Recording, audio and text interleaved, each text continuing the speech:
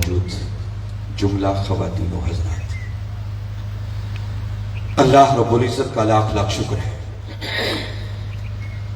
کہ جس نے اپنی توفیق خاص اور حضور نبی اکرم صلی اللہ علیہ وآلہ وسلم کے نالین مبارک کے تصدق سے ہمیں رمضان المبارک کی ان پر نور ساعتوں میں دیپال پور کی سرزمین پر ان 5 روزہ دروس عرفان القرآن کی نشستوں کے انعقاد کی توفیق بخشی، اور جس حسن نظم، جس خوبصورتی اور جس محبت اور ذوق و شوق کے ساتھ ان نشستوں کا اہتمام کیا گیا ہے، اور آپ اہالیان دیپال پور جس ذوق و شوق سے ان نشستوں میں شریک ہو رہے ہیں، میں آپ سب کو اس پر مبارکباد پیش کرتا ہوں، اور بالخصوص تحریک منہاج القرآن کے جملہ فورمز کے جملہ قائدین، ذمہ داران، عہدیداران، رفقا اور ہر وہ شخص جس نے کسی بھی حوالے سے ان 5 روزہ دروس عرفان القرآن کی نشستوں کے انتظام و انصرام میں حصہ لیا ہے، میں سب کو دل کی گہرائیوں سے مبارکباد بھی پیش کرتا ہوں، اور دعا گو ہوں کہ اللہ رب العزت آپ کی اس کاوش کو اپنی بارگاہ میں شرف قبولیت عطا فرمائے۔ چونکہ ورکنگ ڈے ہے، آپ لوگوں نے کام پر بھی جانا ہے، تو میں بغیر کسی تمہیدی گفتگو کے تلاوت کیے گئے کلمات کی روشنی میں آج کے موضوع کی طرف آنا چاہ رہا۔ یقیناً آپ احباب کے علم میں ہوگا کہ آج کے ہمارے موضوع کا عنوان ہے زکوٰۃ اور اس کی اہمیت۔ دیکھیے، کلمہ پڑھ لینے کے بعد ہم نے جس دین کو قبول کیا ہے اس دین کا نام ہے دین اسلام، اور باری تعالیٰ نے خود قرآن پاک میں ارشاد فرمایا ان الدین عند اللہ الاسلام، کہ بے شک اللہ کے نزدیک دین فقط اسلام ہی ہے، اور کہیں فرمایا وردیت لکم الاسلام دینا، کہ میں نے جس دین کو تمہارے لیے پسند کیا ہے، منتخب کیا ہے، وہ دین کوئی اور دین نہیں بلکہ وہ دین اسلام۔ تو جس دین کو ہم نے ایکسیپٹ کیا ہے، قبول کیا ہے، تاجدار کائنات صلی اللہ علیہ وسلم نے اس دین کی نسبت ارشاد فرمایا بنی الاسلام علی خمس، فرمایا اس دین اور اس اسلام کی بنیاد 5 چیزیں، جن میں سب سے پہلے نمبر پر ہے توحید و رسالت کی گواہی دینا، اسی کو ہم دوسرے لفظوں میں ایمان کہتے ہیں، اور یہ ایمان کی دولت ہمیں مفت میں وراثت میں مل گئی، اس پر ہمارا کوئی زور نہیں لگا، کوئی محنت نہیں کرنا پڑی، کوئی تودو نہیں کرنا، اللہ اور اس کے رسول صلی اللہ علیہ وسلم کا کرم ہوا، ہم مسلمانوں کے گھر پیدا ہو گئے، اور یہ ایمان کی دولت ہمیں مفت میں وراثت میں، وہ چیزیں جن کو تاجدار کائنات صلی اللہ علیہ وسلم نے دین کی، اسلام کی بنیادیں قرار دیا ہے، کلمہ پڑھ لینے کے بعد وہ پریکٹیکلی کرنے والے کل 4 کام، جن میں پہلے نمبر پر ہے نماز کا قائم کرنا، پھر دوسرے نمبر پر زکوٰۃ کا ادا کرنا، تیسرے نمبر پر رمضان کے روزے رکھنا، اور چوتھے نمبر پر اگر اللہ نے استطاعت دی ہے تو بیت اللہ کا حج کرنا۔ کلمہ پڑھ لینے کے بعد یہ وہ 4 چیزیں ہیں جن کو تاجدار کائنات صلی اللہ علیہ وسلم نے دین کی، اسلام کی بنیادیں قرار دیا ہے، ان کو دین کے پلرز کہا جاتا ہے، دین کے ستون۔ اور صورتحال یہ ہے کہ ہمارا دین کی ان بنیادوں کے ساتھ تعلق اور رشتہ بڑا کمزور ہو چکا ہے۔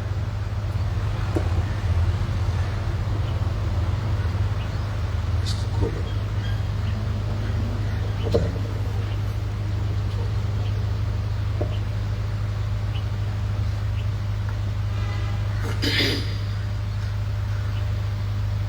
ہم میں سے ہر شخص اپنا جائزہ لے لے کہ یہ جو کلمہ پڑھ لینے کے بعد 4 کام ہیں، ہم اپنی زندگی کے اندر کتنا باقاعدگی کے ساتھ ہیں۔ بحیثیت امت اگر ہم جائزہ لیں تو نماز پڑھنے والوں کی تعداد شاید 2% بھی نہ، پھر پھر زکوٰۃ کو لے لیں، روزے کو لے لیں، حج اور عمرے کو لے لیں، تو صورتحال بہت پتلی ہے۔ اور ذرا ایک لمحے کے لیے سوچیں کہ اگر بنیادیں نہیں ہوں گی تو اسلام کی عمارت کس چیز پر آپ کھڑی کریں؟ اگر آپ کے پلرز ہی نہیں ہیں، ستون ہی کوئی نہیں ہے، تو وہ جو اسلام کا محل آپ نے تعمیر کرنا ہے، پوری بلڈنگ کھڑی ہونی ہے، اوپر بہت کچھ ہونا ہے، تو وہ کس چیز پر قائم؟ یہ چیزیں جو کلمہ پڑھنا ہے، پھر نماز ہے، زکوٰۃ ہے، روزہ ہے، حج ہے، جن کو ہم نے سارا دین سمجھ رکھا ہے، یاد رکھیں وہ دین جو تاجدار کائنات صلی اللہ علیہ وسلم لے کر آئے، یہ تو شاید اس دین کا 10% حصہ بھی نہیں کرتا ہے۔ 90% دین تو وہ ہے جو اس کے بعد ابھی آگا۔ یہ تو صرف اس دین کی بنیادیں ہیں، اور بنیاد ہوتی ہے، وہ کبھی کل عمارت نہیں ہوتی۔ مگر یہ بات نظر انداز ہونے والی نہیں ہے کہ اگر بنیادیں نہیں ہیں تو اوپر کچھ بھی نہیں ہو سکتا۔ اور ان چاروں بنیادوں میں سے بھی اگر ہم دیکھیں تو زکوٰۃ دین کی ایک ایسی بنیاد ہے، ایک ایسا رکن ہے کہ جو ان چاروں میں سے سب سے زیادہ نیگلیکٹ اور نظر انداز ہونے والا دین کا رکن ہے۔ ہم زکوٰۃ دیتے بھی نہیں ہیں اور ہمارا ضمیر ہمیں اس پر جھنجھوڑتا بھی نہیں۔ یہ رمضان المبارک کا مہینہ ہے، اگر کوئی شخص روزہ نہ رکھے اور ضمیر تھوڑا سا بھی زندہ ہونا تو ضمیر ملامت کرتا ہے کہ کیسا مسلمان ہے کہ تجھے روزہ رکھنے کی بھی توفیق نہیں۔ مگر زکوٰۃ دین کا ایک ایسا رکن ہے کہ ہم زکوٰۃ دیتے بھی نہیں ہیں اور ہمارا ضمیر اس پر ہمیں جھنجھوڑتا بھی نہیں۔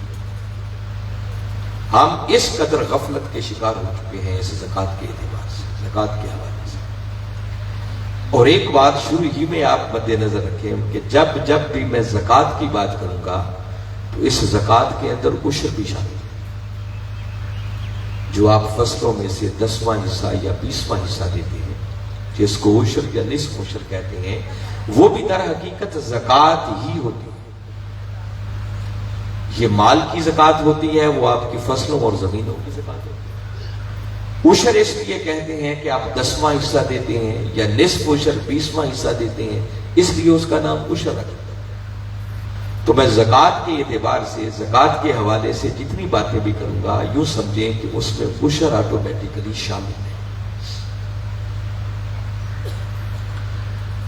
زکوٰۃ کی اہمیت کا اگر آپ نے اندازہ کرنا ہو تو آپ کبھی قرآن پاک کا مطالعہ کریں، اکثر مقامات پر باری تعالیٰ نے نماز اور زکوٰۃ کا ذکر اکٹھا کیا۔ فرمایا اقیموا الصلاۃ وآتوا الزکاۃ، نماز قائم کرو اور زکوٰۃ ادا کرو۔ زکوٰۃ کا ادا کرنا بھی اتنا ہی ضروری ہے جتنا کہ نماز کا قائم کرنا ہے۔ نماز اور زکوٰۃ کی فرضیت میں کوئی رتی برابر بھی کوئی فرق نہیں۔ جو شخص زکوٰۃ کا انکار کرے گا وہ دائرہ اسلام سے خارج ہو جائے گا، کافر ہے۔ اور جو اقرار کرنے کے باوجود زکوٰۃ نہیں دے گا وہ فاسق ہوگا، گناہگار ہوگا، مجرم ہوگا، اللہ کی بارگاہ میں اس کی گرفت ہوگی اور قیامت والے دن وہ مستحق کے عذاب دے گا۔ یہ جو باری تعالیٰ نے اکثر مقامات پر نماز اور زکوٰۃ کا ذکر اکٹھا کیا ہے، حضرت عبداللہ ابن عباس رضی اللہ تعالیٰ عنہ فرماتے ہیں کہ باری تعالیٰ نماز اور زکوٰۃ کا ذکر اکٹھا کر کے ہمیں ایک میسج اور پیغام دینا چاہتے ہیں کہ لوگوں، یہ نماز اور زکوٰۃ ایک پیکج ہے، یہ الگ الگ قبول نہیں۔ نمازیں اسی کی قبول ہوں گی جو اپنے مال کی زکوٰۃ دے۔ وہ شخص جو نمازیں پڑھے، تہجدیں پڑھے، نوافل ادا کرے، نماز تراویح ادا کرے، حج کرے، عمرے کرے، مگر اپنے مال کی زکوٰۃ نہ دے، اللہ اس کے سب عمروں کو، حجوں کو اور اس کی تہجدوں کو اور نمازوں کو بھی اس کے منہ پر دے گا۔ یہ جو رمضان المبارک کے اندر ہم ٹوٹی پھوٹی عبادت کرتے ہیں، اگر چاہتے ہیں کہ یہ ہماری سجدہ ریزیاں اس مولا کی بارگاہ میں قبول ہو جائیں تو ان کی قبولیت کے لیے ضروری ہے کہ اگر ہم صاحبان نصاب ہیں تو پہلے نمبر پر اپنے مال کی زکوٰۃ دیں۔ تاجدار کائنات صلی اللہ علیہ وسلم نے ارشاد فرمایا جو شخص اپنے مال کی زکوٰۃ نہیں دیتا، فرمایا قیامت والے دن اس کے مال کو اژدہا بنا کر اس کے گلے میں ڈال دیا جائے، وہ اس کو ڈسے گا اور کہے گا کہ میں ہی تیرا مال ہوں، ذرا اپنے مال کا مزہ چکھ۔ خود قرآن پاک میں سورہ توبہ کو پڑھے، باری تعالیٰ نے ایک مقام پر ارشاد فرمایا والذین یکنزون الذھب والفضہ ولا ينفقونها فی سبیل اللہ فبشرہم بعذاب الیم۔ فرمایا وہ لوگ جو سونے چاندی کے ڈھیر اکٹھے کرتے، مال و دولت کو جمع کرتے ہیں، پھر اللہ کی راہ میں خرچ نہیں کرتے، اس مال کی زکوٰۃ نہیں نکالتے، فرمایا محبوب ایسے لوگوں کو دردناک عذاب کی خبر سنا دو۔ اور وہ دردناک عذاب کیا ہوگا؟ اگلی ہی آیت میں فرمایا یوم یحمى علیہا فی نار جہنم فتکوی بہا جباہہم وجنوبہم وظہورہم۔ یہ میں اللہ کا قرآن آپ کو سنا رہا ہوں، اس کو اس کامل ایمان اور یقین کے ساتھ سنیں کہ یہ اللہ کا قرآن ہے جس میں شک کی کوئی گنجائش نہیں۔ اگر ہم شک بھی کریں گے نا تو ہمارا ایمان ہی چلا جائے۔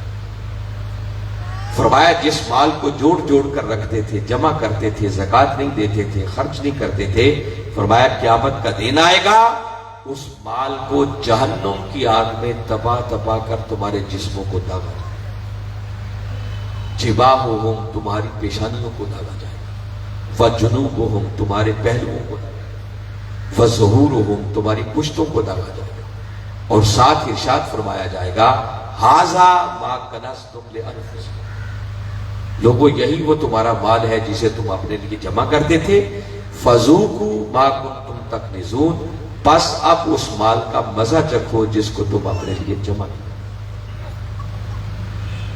پھر ایک مقام پر باری تعالیٰ نے اسی طرح ارشاد فرمایا لا یحسبن الذین یبخلون بما آتاہم اللہ من فضلہ ھو خیر لہم۔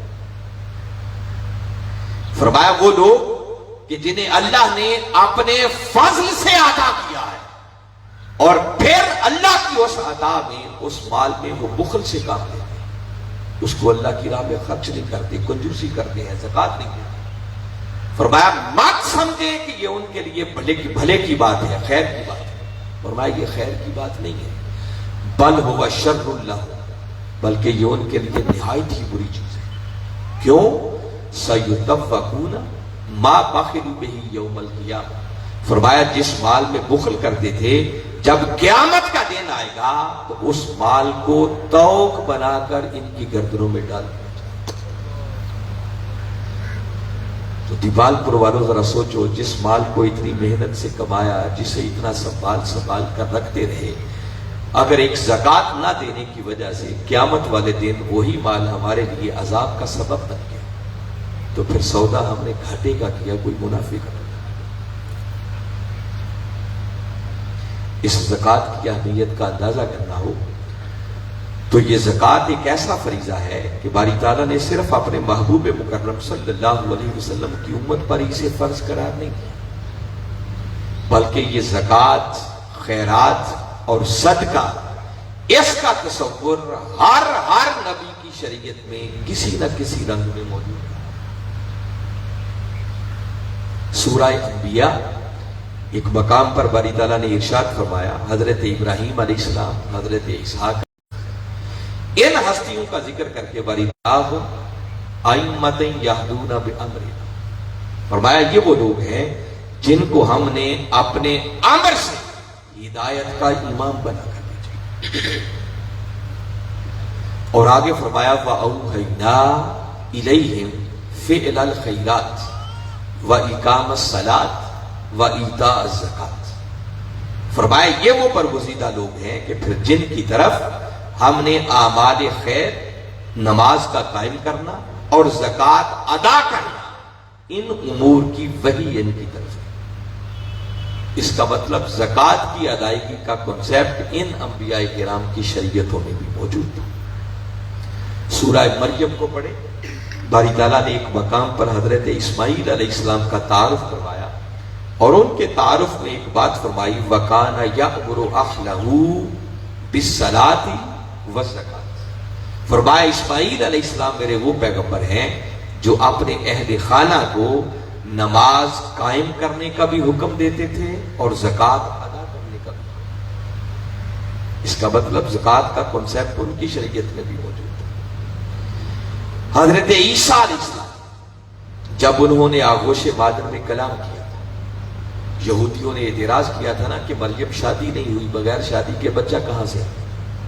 تو قرآن کہتا ہے فَأَشَارَتْ إِلَيْهِ، مریم نے خود کچھ جواب نہیں دیا بلکہ اس بچے کی طرف ہی اشارہ کیا، جس پر وہ یہودی کہنے لگے کیف نکلم من کان فی المہدی صبیا. مریم کیا مذاق کر رہی ہے؟ یہ بچہ بول کر ہمیں کیا جواب؟ بس اتنی بات ہونے کی دیر تھی کہ عیسیٰ علیہ السلام آغوش مادر میں بول پڑے. آپ نے ایک خطبہ ارشاد فرمایا، لمبی بات ہے، میں صرف ریلیونٹ حصہ جو موضوع سے ریلیونٹ ہے وہ بتا رہا ہوں. اس خطبے کا ایک ٹکڑا یہ ہے جس کو ہمیشہ کے لیے باری تعالیٰ نے سورہ مریم میں محفوظ کر رکھا ہے. عیسیٰ علیہ السلام کہتے ہیں وَأَوْصَانِي بِالصَّلَاةِ وَالزَّكَاةِ مَا دُمْتُ حَيًّا. فرماتے ہیں کہ اللہ رب العزت نے مجھے تاکیدی حکم ارشاد فرمایا ہے کہ جب تک میں زندہ رہوں نماز قائم کروں اور زکوٰۃ ادا کروں. اس کا مطلب زکوٰۃ کا کنسیپٹ عیسیٰ علیہ السلام کی شریعت میں بھی موجود تھا. مگر اسلام وہ واحد دین ہے کہ جس نے پہلی مرتبہ اس کو دین کے ایک رکن کے طور پر متعارف، ایک مسلمان پر فریضے کے طور پر انٹروڈیوس کروایا اور اس کو ایک عظیم الشان عبادت کے طور پر سامنے. زکوٰۃ کا تعلق یک وقت خدا کے ساتھ بھی ہے، بندے کے اپنے جذبات اور احساسات کے ساتھ بھی ہے، اور اس زکوٰۃ کا تعلق ایٹ اے ٹائم اللہ کی مخلوق کے ساتھ.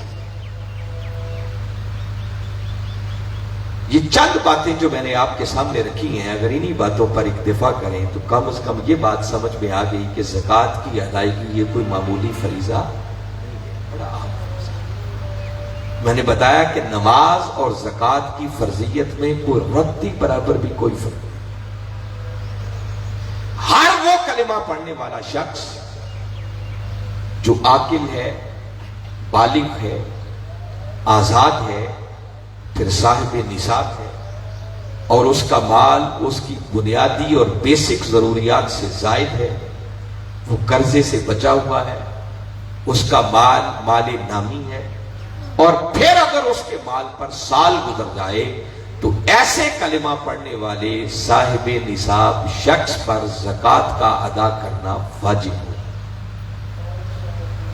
زکوٰۃ ادا کیے بغیر کوئی چارہ نہیں. زکوٰۃ ایک ایسا فریضہ ہے کہ جب تک آپ ادا نہیں کرتے یہ فریضہ ادا نہیں ہو سکتا. اس کا متبادل کوئی نہیں. اگر آپ نے 20 سال پرانی زکوٰۃ بھی دینی ہے نا تو جب تک دیں گے نہیں آپ مجرم ٹھہریں گے، اس کا حساب نہیں.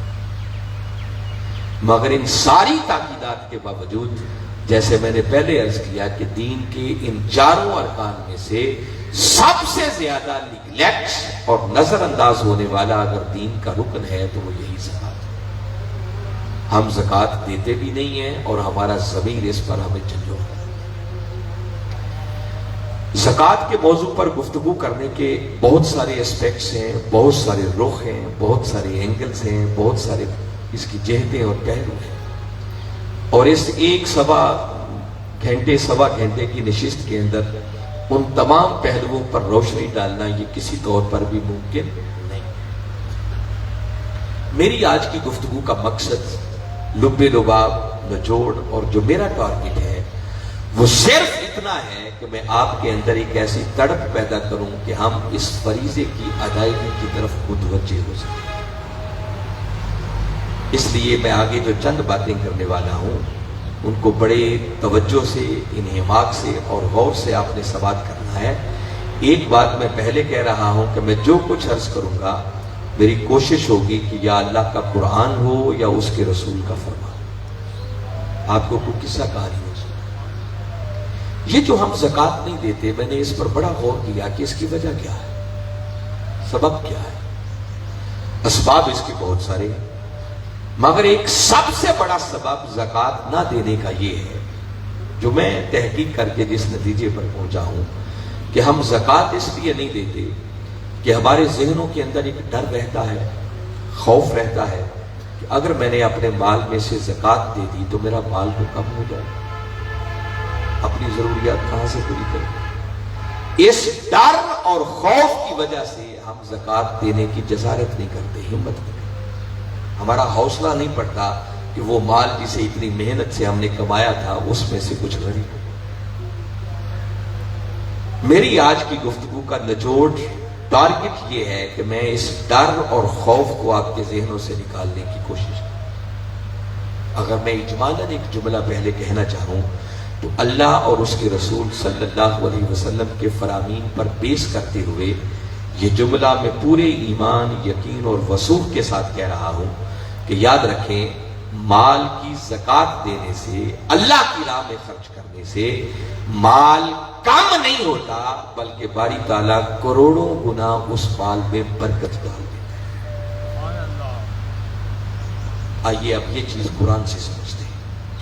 باری تعالیٰ نے سورہ بقرہ میں ایک مقام پر ارشاد فرمایا، یمحق اللہ الربا ویربی الصدقات، فرمایا لوگوں، اللہ سود کو مٹاتا ہے اور صدقات کو بڑھاتا ہے۔ جب میں صدقے کا لفظ استعمال کروں، کہیں قرآن میں آ جائے یا حدیث میں آ جائے، تو اس صدقے کے اندر زکوٰۃ آٹومیٹیکلی شامل ہوتی ہے۔ ہر زکوٰۃ صدقہ کہلاتی ہے، مگر ہر صدقہ زکوٰۃ نہیں ہوتی۔ صدقے کی قسمیں ہوتی ہیں، کچھ صدقات نافلہ ہوتے ہیں، کچھ صدقات واجبہ ہوتے ہیں۔ زکوٰۃ صدقات واجبہ بھی ہے، مگر ہر زکوٰۃ وہ صدقہ ضرور کہلاتی ہے۔ تو جب یہ صدقے کا لفظ آئے گا تو اس میں زکوٰۃ بھی شامل ہے۔ تو ذرا غور کریں، باری تعالیٰ نے ارشاد فرمایا، یمحق اللہ الربا، لوگوں اللہ سود کو مٹاتا ہے۔ فرمایا یہ جو سودی کاروبار کرتے ہو نا کہ میرا مال بڑھ جائے، اس سے بڑھتا نہیں ہے، بندہ اپنا نقصان کرتا ہے۔ وَيُرْبِي الصَّدَقَاتِ، اور جب تم صدقہ دیتے ہو، خیرات کرتے ہو، زکوٰۃ دیتے ہو، تو باری تعالیٰ فرما رہے ہیں کہ لوگوں میں تمہارے صدقات کو بڑھاتا ہوں۔ تاجدار کائنات صلی اللہ علیہ وسلم نے ارشاد فرمایا کہ جب کوئی شخص اپنے مال میں سے صدقہ دیتا ہے، خیرات کرتا ہے، زکوٰۃ دیتا ہے، فرمایا اگرچہ وہ ایک کھجور ہی کے برابر کیوں نہ ہو، اللہ تمہارے اس صدقے کو اپنے داہنے ہاتھ سے وصول کرتا ہے، اور وصول کر کے پھر اسے پالتا ہے، اس کی پرورش کرتا ہے، اس کو بڑھاتا ہے۔ اور میرے آقا نے مثال دے کے سمجھایا کہ اللہ تمہارے دیے ہوئے ایک کھجور کے برابر صدقے کو بھی اپنے داہنے ہاتھ میں لے کر پھر اس طرح پالتا ہے جس طرح تم کسی چھوٹے سے بچڑے کو پالتے، اس کی پرورش کرتے، اور اس قدر بڑھاتا چلا جاتا ہے کہ تمہارے دیے ہوئے کھجور کے برابر صدقے کو وہ بڑھاتے بڑھاتے ایک پہاڑ کی مانند بنا دیتا ہے۔ اس قدر اس صدقے میں اللہ برکت ہے۔ آپ نے دی تو ایک کھجور تھی، مگر اللہ کے ساتھ وہ ایسی انویسٹمنٹ ہوگی کہ جس پر وہ پروفٹ لگتا رہے گا، اور قیامت والے دن جب بندہ دیکھے گا تو وہ کھجور کے برابر دیا ہوا صدقہ بھی یوں ہوگا جیسے اس بندے نے پہاڑ کے برابر اللہ کی راہ میں صدقہ اور خیرات کیا۔ ایک تو اللہ نے اس صدقے کو بڑھا دیا جو آخرت میں اتنا فائدہ دے گا، اور دوسرا اس بڑھانے کا معنی یہ ہے کہ جب کوئی بندہ صدقہ دیتا ہے، خیرات کرتا ہے، تو اللہ اس کے دیے ہوئے کے صدقے اس کے بقیہ مال میں برکت ڈال دیتا ہے، اس کو بڑھا دیتا ہے۔ ابھی میں آ کے بیٹھا ہی تھا تو ہمارے ایک تحریکی ساتھی ہیں، انہوں نے آ کر مجھے کہا کہ علامہ صاحب میرے کاروبار میں بہت معاملات ہیں، پریشانی ہے، تو آج خصوصی دعا کیجیے۔ دعا تو میں کروں گا انشاءاللہ، یا ہمارے کوئی ساتھی کریں گے، مگر میں سب کو نسخہ دے رہا ہوں کہ اپنی پریشانیوں کو حل کیسے کریں، آپ کے کاروبار میں برکت کیسے، اللہ آپ میں کیسے آپ کے مال کو بڑھائے گا، وہ نسخہ میں قرآن اور حدیث کی روشنی میں آج آپ کو بتا رہا ہوں۔ یہ جو میں نے بات کی نا کہ ہمارے ذہنوں میں ایک ڈر رہتا ہے، خوف رہتا ہے، میں آپ کو ایک مثال دیتا ہوں۔ پھر ہر کوئی اپنا انالیسس کر دے کہ زندگی میں کب کہاں اس کے ساتھ ایسا ہو، اور ہوتا رہتا ہے یہ ہمارے ساتھ۔ جمعے کا دن ہو، آپ مسجد میں چلے جائیں، مسجد زیر تعمیر ہو، اور مولانا صاحب بڑی موٹیویشنل گفتگو کریں، خطاب فرمائیں، بھئی اللہ کا گھر ہے، زیر تعمیر ہے، فنڈز کی ضرورت ہے، تو کچھ آپ 20 ادا کریں۔ ممکن ہے علامہ صاحب کی جذباتی تقریر سن کر کوئی بندہ ذہن بنا لے کہ چلو آج 10,000 میں بھی دے جاتا ہوں۔ ابھی آپ دینے کے لیے اٹھتے نہیں ہیں کہ شیطان آپ پر اتنے حملے کرتا ہے اور اتنے وسوسے آپ کے دل میں ڈال دیتا ہے، وہ 10 ضرورتیں آپ کو گنوا دے گا کہ اچھا بندے 10,000 دینے لگا ہے، کل بچوں کی فیس بھی آنے والی ہے، کہاں سے دے؟ بجلی کا بل بھی آنے والا ہے، وہ کہاں سے دے؟ بیٹی کی شادی کرنی ہے، جہیز کہاں سے آئے گا؟ وہ اتنے کام گنوا دے گا، اتنے وسوسے اور خیالات پیدا کرے گا کہ وہ بندہ جس نے 10,000 دینے کا ارادہ کیا تھا، کچھ بعید نہیں ہے وہ ارادہ اس کا توڑے اور اس کو 5,000 تک لے آئے۔ پھر ابھی اس کی کوشش ختم نہیں ہوئی، ابھی آپ نے دینے کے لیے اٹھنا ہے، کوئی جیب میں ہاتھ ڈالنا ہے، کوئی علامہ صاحب تک جانا ہے، وہ اتنے حملے کرتا ہے کہ کچھ بعید نہیں ہے جس نے 10,000 دینے کا ارادہ کیا تھا، جب وہ جا کر پکڑانے لگے تو کہے چلو اس بار 500 ہی کافی ہے، باقی پھر اتنے خیالات بندے کے دل میں اتنے وسوسے ڈالتا ہے۔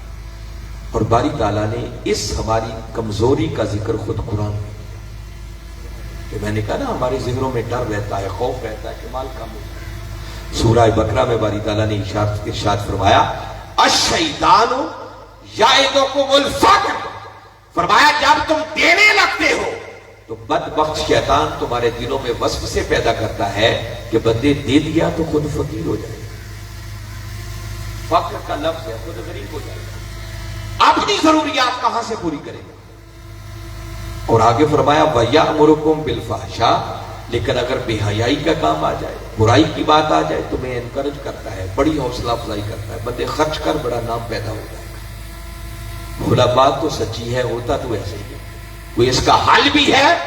اب قرآن کی اسی آیت میں باری تعالیٰ نے اس کا حل دیا، فرمایا میرے بندو اگر یہ بدبخت شیطان تمہارے ذہنوں میں یہ خوف اور وسوسے پیدا کرتا ہے تو سنو ایک وعدہ میں رحمان بھی تم سے، اولا کیا؟ آگے فرمایا وَاللَّهُ یعدکم مغفرۃ منہ، کہ میرے بندو میری راہ میں دے کر دیکھو، پہلا وعدہ یہ ہے کہ تمہارے گناہوں کی بخشش اور مغفرت کا پروانہ تمہیں عطا کر دیا جائے، گناہوں کی معافی عطا کر دی جائے۔ مولا کرم نوازی ہے، سارے گناہ معاف کر دے گا، مگر جو اصل ہمارا مسئلہ ہے اس کا حل کیا؟ شیطان تو یہ وسوسے پیدا کرتا ہے کہ بندے مال کم ہو جائے گا، غریب ہو جائے گا، اپنی ضرورتیں کہاں سے پوری کرے گا؟ تو گناہ تو بخشے گئے، وہ جو کمی والا معاملہ ہے وہ کیسے پورا ہوگا؟ باری تعالیٰ نے ساتھ ہی آگے ایک ایمان افروز کلمہ استعمال کیا، آگے فرمایا وَفَضْلًا، بندے میری راہ میں دے کر دیکھ، میں خدا وعدہ کرتا ہوں کہ تجھ پر پھر اپنے فضل کے دروازے وہاں سے عطا کروں گا جو تیرے وہم و گمان میں بھی نہیں ہوگا۔ بندہ پھر حیران ہو کے پوچھتا ہے مولا کیسے؟ تو اس نے جواب دیا واللہ واسع علیم، کیسے کا پوچھنے والے جانتا نہیں ہے میں اللہ بڑی وسعتوں والا ہوں، میرے خزانوں میں کوئی کمی نہیں، جس کو چاہوں دکھاؤں۔ اور باری تعالیٰ نے کلمات استعمال کیے، فرمایا واللہ یعدکم، اللہ تم سے وعدہ کرتا ہے۔ اس نے خود قرآن میں کہا کہ کوئی ہے جو اللہ سے بڑھ کر وعدہ پورا کرنے والا ہے؟ وہ کہتا ہے میری راہ میں دے کر دیکھو، میں خدا تمہارے اوپر اپنے فضل کے دروازے کھولوں۔ اس کا مطلب اللہ کی راہ میں دینے سے مال کم نہیں ہوتا بلکہ اللہ کے فضل اور کرم کے دروازے کھولتے۔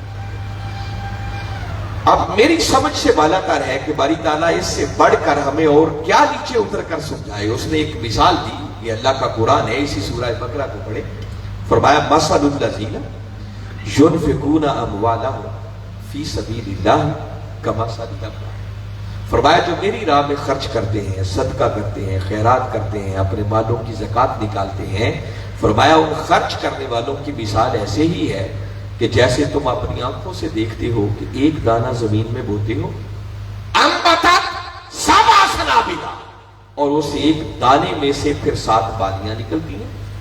فی کلی سنبلۃ مئۃ حبہ، اور ہر بالی کے اندر پھر 100 دانہ پیدا ہوتا ہے. میں پھر آپ کو متوجہ کر رہا ہوں، میں کوئی قصہ کہانی نہیں سنا رہا، یہ اللہ کا قرآن ہے، جس قرآن میں اگر شک بھی کریں تو بندے کا ایمان ہی چلا جائے گا. وہ کہتا ہے نادانو، جس طرح تم اپنی آنکھوں سے دیکھتے ہو نا کہ میں خدا ایک دانے سے 700 دانے پیدا کرتا ہوں، فرمایا جو میری راہ میں خرچ کرتا ہے، دیتا ہے، مال کی زکات نکالتا ہے، میں خدا اس کے دیے ہوئے کو 700 گنا بڑھا کر اسے واپس کرتا ہوں. اللہ کی اتنے وعدوں کے باوجود بھی اگر ہمارا ڈر اور خوف اندر سے نہ نکلے تو اس سے بڑی بدنصیبی اور کیا ہو سکتی. اس کا مطلب ہمیں اپنی ایمان کی فکر کرنی چاہیے کہ ہمیں اللہ کے وعدوں پر یقین نہیں رہا، ایمان نہیں رہا. اور اس نے 700 گنا کی بات کر کے بھی بات ختم نہیں کی. آگے فرمایا واللہ یضاعف لمن یشاء، فرمایا 700 گنا تو کیا، اگر کرم کرنے پر آ جاؤں تو اس 700 کو بھی پھر کئی مرتبہ ملٹی پلائی کر دوں. تو 700 کو اگر ایک مرتبہ بھی وہ ڈبل کرے نا تو 1400 مرتبہ بن جاتا ہے. مگر اس نے کوئی آگے گنتی نہیں بتائی، فرمایا کئی بار ملٹی پلائی. کیسے کیسے کا سمجھانے میں کمی تو اس نے پہلے ہی کوئی نہیں چھوڑی، اتنی مثال دے کے بتا دی.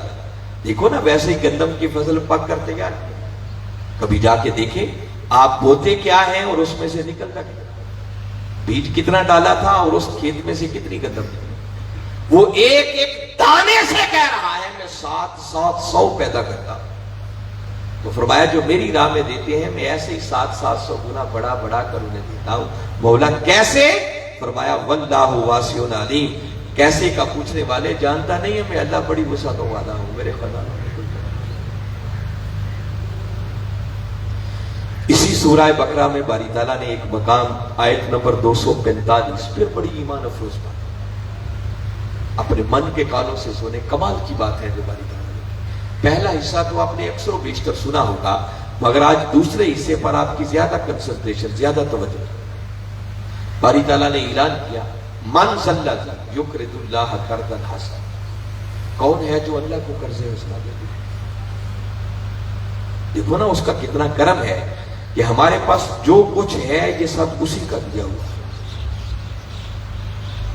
حقیقی مالک بھی وہی، لے بھی اسی نے لے، مگر سب کچھ دے کر وہ پھر ہمیں کہتا ہے کہ کوئی ہے جو میرے دیے ہوئے میں سے مجھے قرض حسنا دے دے. وہ کسی نے کہا تھا نا کہ جان دی ہوئی اسی کی تھی. حق تو یہ ہے کہ حق ادا نہ ہو.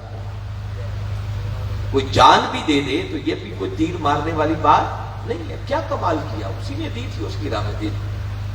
مگر جان تو کیا، ہمیں تو ایک دمڑی دینے کی بھی توفیق نہیں ہوئی، اس پر بھی ٹانگیں کم تھی.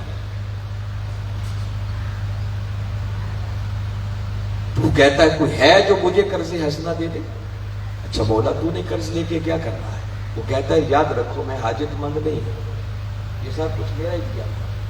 تو مولا پھر ہم سے قرض کیوں مانگتا ہے؟ آج یہ بات بتانا چاہ رہا ہوں. وہ کہتا ہے بندے یہ جو قرض حسنا مانگ رہا ہوں، قرض حسنا ہے کیا؟ جب انسان اللہ کے دیے ہوئے میں سے اس کی غریب مخلوق پر خرچ کرتا ہے، صدقہ کرتا ہے، خیرات کرتا ہے، زکات دیتا ہے، کسی غریب کی حاجت کو پورا کرتا ہے، تو گویا وہ اللہ کو قرض حسنا دے رہا ہے. تو مولا ہم سے کیوں مانگتا ہے؟ ڈائریکٹ ہی دے دے تو ان بندوں کو. وہ کہتا ہے ہاں میں دے سکتا ہوں، مگر تمہیں دیا ہے نا تو تمہیں بھی تھوڑا سا آزمانا چاہتا ہوں، اور تمہاری خیر اس میں درکار ہے، تمہاری خیر مطلب. مولا کو ہماری خیر کیا چاہتا ہے؟ اب اگلے کلمات سنیں قرآن پاک میں جو باری تعالیٰ نے وارد کیے. فرمایا من ذا الذی یقرض اللہ قرضا حسنا، کون ہے جو اللہ کو قرض حسنا دے دے. کیوں؟ آگے فرمایا فَيُضَاعِفَهُ لَهُ اضعافا کثیرا. فرمایا جو مجھے قرض حسنا دے گا میں خدا کیا کروں گا؟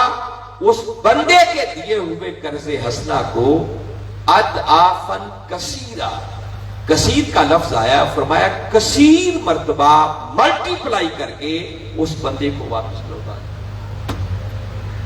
فرمایا بندے تیرا بھلا چاہتا ہوں، تیری خیر چاہتا ہوں کہ میری راہ میں دے، تاکہ تجھ پر میں اپنی رحمتوں اور برکتوں کے دروازے مزید کروں، تجھ پر اپنے کرم کے دروازے۔ اور میں پھر آپ کو متوجہ کر رہا ہوں، اس نے کہا اضعافاً کثیرہ۔ یہ جو اضعاف کا لفظ ہے نا، اضعاف کو انگلش میں کہتے ہیں ملٹیپلز۔ ہم اپنی سادہ زبان میں کہیں تو یہ گناہ کا معنی اس کے اندر پایا جاتا ہے۔ مثلا ایک ڈیجٹ ہے 3، تو 3 کے اضعاف کیا ہوتے ہیں، 3 کے ملٹیپلز کیا ہوتے ہیں؟ اگر اس کے ملٹیپلز اور اضعاف بنائیں تو وہ بنیں گے 3، 6، 9، 12، 15، 18، اسی طرح چلتے چلے جائیں گے، 3 کے اضعاف بن رہے ہیں، 3 کے ملٹیپلز بن رہے ہیں۔ اس کے اندر ملٹیپلائی کا ضرب کا معنی پایا جاتا ہے۔ 3 کو آپ نے 2 گنا کیا تو 6 بن گیا، 3 گنا کیا تو 9 بن گیا، 4 گنا کیا تو 12 بن گیا، 5 گنا کیا تو 15 بن گیا، اسی طرح چلتا جاتا ہے۔ مگر باری تعالیٰ نے جب بات کی تو اس نے نہیں کہا کہ 5 گنا دوں گا، 10 گنا دوں گا، 100 مرتبہ دوں گا، 1000 مرتبہ دوں گا، نہیں، اس نے کہا اضعافاً کثیرہ، بندے مجھے دے کر دے، اتنی مرتبہ بڑھا کر دوں گا جس کو تیری عقل شمار بھی نہیں کر سکتی۔ اس نے کثیر کا لفظ استعمال کیا، اور کوئی عقل انسانی آج تک پیدا ہی نہیں ہوئی جو اس مولا کی کثیر کو سمجھ سکے۔ میں جسٹ اس کا قلیل آپ کو بتانے کی کوشش کرتا ہوں۔ یہ جو ساری دنیا ہے نا، ساری دنیا، اس کی نسبت ارشاد فرمایا گیا کل الدنیا متاع قلیل۔ فرمایا محبوب نے بتا دو کہ یہ دنیا ایک متاع قلیل ہے، اور میرے آقا صلی اللہ علیہ وسلم نے فرمایا کہ یہ دنیا اتنی حقیر شے ہے کہ اس کی حیثیت اللہ کے نزدیک ایک مچھر کے پر جتنی بھی نہیں۔ وہ دنیا جو اتنی حقیر ہے، اتنی قلیل ہے، اس قلیل کے اندر بھی اس مولا کی نعمتوں کا عالم یہ ہے کہ وہ خود قرآن پاک میں کہتا ہے وَإِن تَعُدُّوا نِعْمَتَ اللَّهِ لَا تُحْصُوهَا، کہ لوگوں اگر تم اللہ کی نعمتوں کو گننا چاہو تو تم گن نہیں سکتے۔ ابھی قاری صاحب تلاوت کر رہے تھے نا سورہ رحمان، فَبِأَيِّ آلَاءِ رَبِّكُمَا تُكَذِّبَانِ، بار بار کی کلمات باری تعالیٰ نے سورت میں پڑھی۔ بندے اللہ کی کس کس نعمت کو جھٹلائے گا، کس کس نعمت کا انکار کرے گا؟ وہ کہتا ہے لوگوں یہ جو دنیا قلیل ہے نا، اس قلیل کے اندر بھی میری نعمتوں کا عالم یہ ہے کہ اگر تم گننا چاہو تو میری نعمتوں کو گن نہیں سکتے۔ تو دیپال پور والوں سوچو، جس کے قلیل کا عالم یہ ہو کہ تم گن نہ سکو، تو سوچو اس کے کثیر کا عالم کیا ہوگا۔ کہتا وہ 5، 10 مرتبہ 100 مرتبہ بڑھا کر نہیں، کثیر مرتبہ ملٹی پلائی کر کے تمہیں واپس لے۔ اب میں قرآن پاک کی آپ کو ایک ایسی آیت سنا رہا ہوں جس میں باری تعالیٰ نے اسپیسیفکلی زکوٰۃ کا لفظ استعمال کر کے یہی کچھ ہے۔ سورہ روم قرآن پاک کا 30واں سورہ ہے اور اس کی آیت نمبر 39 ہے۔ فرمایا وَمَا آتَيْتُم مِّن زَكَاةٍ تُرِيدُونَ وَجْهَ اللَّهِ فَأُولَٰئِكَ هُمُ الْمُضْعِفُونَ۔ فرمایا وہ لوگ جو خالصتاً اللہ کی رضا میں اپنے مالوں کی زکوٰۃ نکالتے ہیں، عشر دیتے ہیں، اللہ کی راہ میں خرچ کرتے ہیں، ان کے لیے تاکید اور حصر کے ساتھ باری تعالیٰ نے آگے فرمایا فَأُولَٰئِكَ، اس کا معنی ہے بس یہی وہ لوگ ہیں اپنے مالوں کی زکوٰۃ دینے والے، ہم المضعفون، جو حقیقت میں اپنے مالوں کو بڑھانے والے۔ یہ اولائی کا جو کلمہ حصر آیا ہے نا، اس کا فائدہ یہ ہے کہ باری تعالیٰ زور دے کے یہ بات ہمیں کنوے کر رہے ہیں کہ اس دنیا کے اندر رہتے ہوئے اگر کوئی حقیقت میں اپنے مال کو بڑھانے والا ہے تو وہ ایک ہی طبقہ ہے جو اپنے مالوں کی زکوٰۃ دیتے۔ جو زکوٰۃ نہیں دیتے وہ کروڑ الٹے لٹک کر محنت کرتے رہے، جو کچھ بھی کرتے رہے، مگر حقیقت میں وہ اپنے مال کو بڑھانے والے نہیں ہیں، وہ نقصان کرتے۔ اللہ اور اس کے رسول صلی اللہ علیہ وسلم کے اگر اتنے ارشادات پر ہی ہم اکتفا کریں دامن وقت کو سامنے رکھتے ہوئے، تو اس بات میں تو کوئی کمی نہیں رہ جاتی کہ باری تعالیٰ نے کتنا کھول کھول کر بیان کر دیا ہے کہ لوگوں میری راہ میں دینے سے تمہارا مال کم نہیں ہوگا بلکہ اس میں خدا کروڑوں گنا برکت دے گا۔ مگر ہم مادی سوچ رکھنے والے لوگ کئی بیٹھے ممکن ہے سوچ رہے ہوں کہ علامہ صاحب بات آپ کی درست ہے، قرآن اور حدیث آپ نے سنایا، اس کا انکار تو ہم کر نہیں سکتے، مگر بات عقل کی سمجھ میں نہیں آتی کہ زکوٰۃ دینے سے مال بڑا کیسے؟ زکوٰۃ ہوتی ہے مال کا 40واں حصہ، 2.5%، تو 100 میں سے جب 2.5 روپے دے دیے تو پیچھے تو 97.5 رہ گئے۔ ہم تو یوں سوچیں عشر دیا آپ نے 20واں حصہ یا 10واں حصہ نکالا، تو جب 10واں حصہ نکال دیا تو باقی تو کم رہ گیا، تو بڑھ کیسے گیا؟ برکت کہاں گئی؟ ہم مادی سوچ رکھنے والے ایسے ہی سوچتے ہیں، مگر اس اللہ کا فرمان یہ ہے کہ دیکھو اگر میرے ساتھ سودا کرنا ہے نا تو پھر اپنی عقلوں کو ایک طرف رکھ دیا۔ اب سورہ بقرہ کو پڑھے نا، اس نے پہلی شرط یہ رکھی ہے الذین یؤمنون بالغیب، فرمایا میرے ساتھ سودا کرنا ہے تو بن دیکھے ایمان لانا ہے۔ فرمایا جو کچھ میں کہہ دوں اور جو میرا رسول فرما دے تمہاری عقلوں کی سمجھ میں بات آئے یا نہ آئے، بس اس میں شک کی دراڑ پیدا نہیں ہونی چاہیے۔ اگر شکوک و شبہات میں مبتلا رہے تو میرے ساتھ یہ تجارت اور سودا تمہیں فائدہ کوئی نہیں۔ یہ فائدہ اس کو دے گی جس کا ایمان بڑا پکا ہو، یقین بڑا پکا ہو۔ سیدنا عثمان غنی رضی اللہ تعالیٰ عنہ تھے نا، اونٹوں پر اونٹوں کے اونٹ غلے کے لدے ہوئے تھے، بڑے بڑے تاجر آ رہے ہیں، سوداگر آ رہے ہیں، عثمان 1 گنا پروفٹ لے لو، 2 گنا پروفٹ لے لو، 3 گنا پروفٹ لے لو، ہمیں دے دو۔ آپ فرمانے لگے نہیں، ایک سوداگر ایسا بھی ہے جو 10 گنا پروفٹ دے رہا ہے، کوئی ہے جو اتنا دے سکے؟ ہر کوئی تنگ حیران، وہ ایسا تاجر اور ایسا تو سوداگر کہاں سے آ گیا جو عثمان کو 10 گنا پروفٹ دے رہا؟ بس اچانک لوگوں کے کانوں نے یہ اعلان سنا کہ سیدنا عثمان غنی رضی اللہ تعالیٰ عنہ نے اعلان کیا کہ جتنا اونٹوں پر لدا ہوا غلہ ہے سارا اللہ کی غریب مخلوق میں بانٹ دیا جائے۔ فرمایا اس سوداگر کا نام اللہ ہے جس کا کم سے کم وعدہ یہ ہے کہ جو اس کی راہ میں دے گا وہ اسے 10 گنا بڑھا کر عطا کرے گا۔ تو یقین اس طرح کا کامل اور پختہ چاہیے۔ ایسا یقین نہیں چاہیے کہ ادھر دینے لگے تو ساتھ ہی بلڈ پریشر ہائی ہو جائے، دل کی دھڑکن تیز ہو جائے، ایک قدم آگے جائے تو 10 پیچھے ہو جائے، ادھر جیب میں ہاتھ ڈالیں تو پیچھے گھر کی ضروریات بھی یاد آنا شروع ہو جائے، پتہ نہیں مجھے واپس ملے گا بھی کہ نہیں ملے گا۔ ایسے شخص کو یہ سودا فائدہ کوئی نہیں، یقین پکا چاہیے۔ وہ ایک جج تھا نا، مسجد میں گیا تو مولانا صاحب نے مسئلہ بیان کیا کہ بھئی اگر کبھی دریا پار کرنا ہو، کشتی نہ ملے تو بسم اللہ پڑھ کے مصلی بچھاؤ دریا پار۔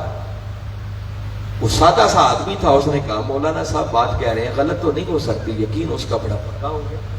جب کبھی ایسی نوبت آتی وہ بس بسم اللہ پڑھ کے مصلی بچھاتا، دریا پار کر جاتا۔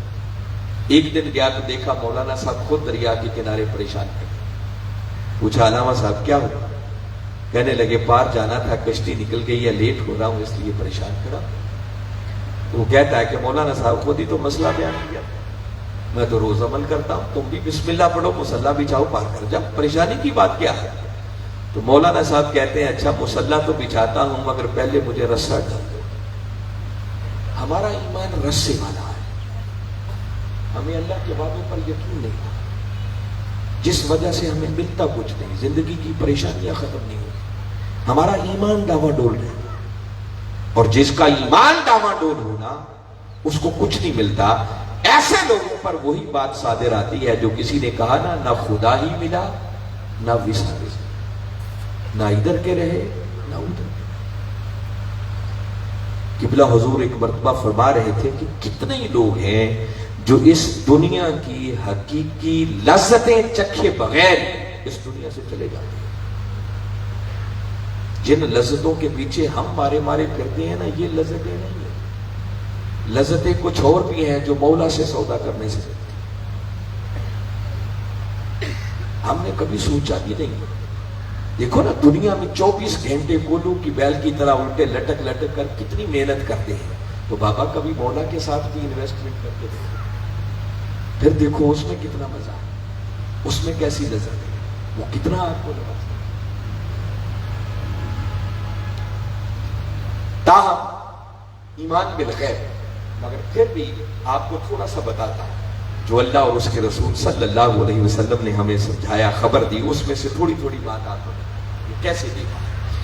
اس کے دینے کا ایک رنگ یہ ہے کہ جب کوئی شخص اللہ کی راہ میں دیتا ہے نا، تو اس کے دیے ہوئے کے صدقے اللہ اس بندے کو ہزاروں بیماریوں سے بچا لے گا۔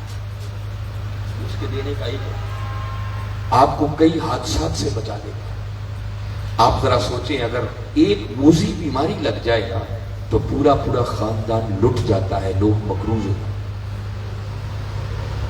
آپ روز ٹی وی پہ خبریں پڑھتے ہوں گے، اخبارات میں پڑھتے ہوں گے، دیکھتے ہوں گے، پوری پوری باراتیں کئی بار حادثے کا شکار ہو جاتے ہیں، پیچھے بچتے ہی کچھ نہیں۔ تو آپ کے دیے ہوئے کے صدقے اگر اللہ آپ کو صرف ایک حادثے سے ہی بچا لے تو ذرا سوچو، سودا گھاٹے کا ہوا یا منافع کا؟ اور یہ باتیں میں نہیں کہہ رہا، یہ باتیں خود تاجدار کائنات صلی اللہ علیہ وسلم نے فرمائی۔ میرے آقا صلی اللہ علیہ وسلم نے فرمایا، حسنوا اموالکم بالزکات، فرمایا لوگوں اپنے مالوں کی زکات دے کر اپنے مالوں کی حفاظت کرنے والے بن جائیں۔ اور اگلی بات بڑی قابل غور ہے، آگے فرمایا وَدَاوُوا أَمْرَاضَكُمْ بِالصَّدَقَةِ، اور فرمایا صدقہ کر کے، خیرات کر کے، اللہ کی راہ میں دے کر لوگوں اپنی بیماریوں کا علاج کرنے والے۔ یہ کملی والے آقا فرما رہے ہیں۔ ایک علاج وہ ہے جو ہم ڈاکٹروں، حکیموں اور طبیبوں سے جا کے کرواتے ہیں، وہ بھی کملی والے آقا کی سنت ہے، اللہ کا حکم ہے۔ مگر ایک بیماریوں کے علاج کا لفظی نسخہ یہ بھی ہے کہ اللہ کی راہ میں صدقہ کرو، اس صدقے کی وجہ سے اللہ آپ کی ہزاروں بیماریوں کو دور کرے۔ وہ ظاہری بیماریاں بھی دور کرے گا، باطنی بیماریاں بھی دور کرے گا، وہ ساری امراض ہی اس کے اندر۔ اور حاضرین مکرم، میں پھر اگلی بات کر رہا ہوں کہ یہ چھوٹی موٹی بیماریوں سے بچ جانا، کوئی آپ کا مسئلہ حل ہو جانا، کسی حادثے سے بچ جانا، کسی پریشانی کا ٹل جانا، یہ تو شے ہی کچھ نہیں۔ صدقہ اتنی بڑی چیز ہے کہ یہ صدقہ موت جیسی مصیبت کو بھی ٹال دے۔ ہمیں خبر نہیں آئی، اول تو ہم قرآن پڑھتے کوئی نہیں، پڑھیں تو ہمیں سمجھ کوئی نہیں، سمجھ آ جائے تو ایمان کوئی نہیں، ایمان ہو تو عمل نہیں، تو ہمیں فائدہ کیا؟ صحابہ کرام بیٹھے، میرے آقا صلی اللہ علیہ وسلم جلوہ افروز ہیں، اور میرے آقا صحابہ کرام کو یہ بات سنا رہے ہیں۔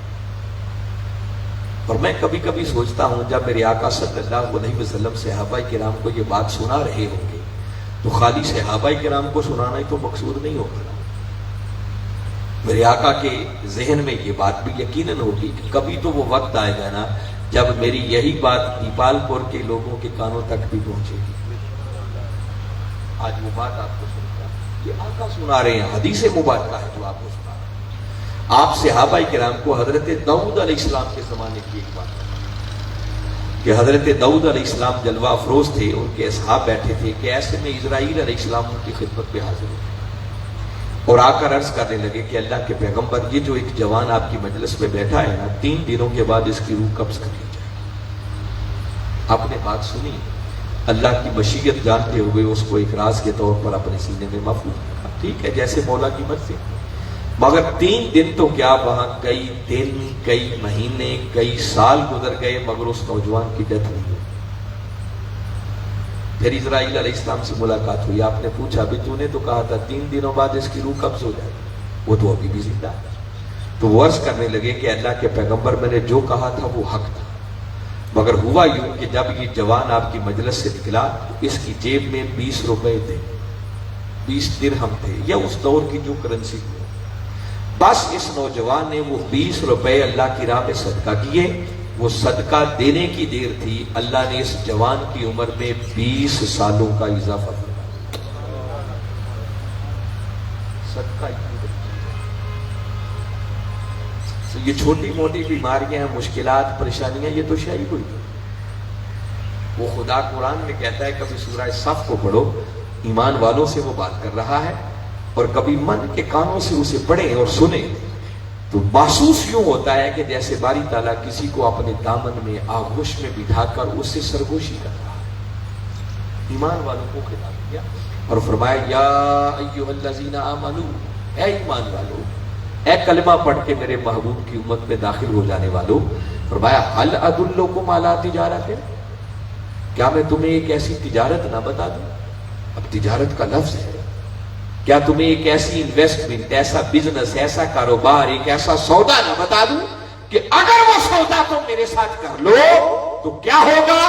فرمایا تنجیکم من عذاب علیم، تو تمہیں دنیا اور آخرت کی ہر پریشانی سے نجات عطا کر، کوئی پریشانی رہے گی نہ دنیا کی رہے گی نہ آخرت کی۔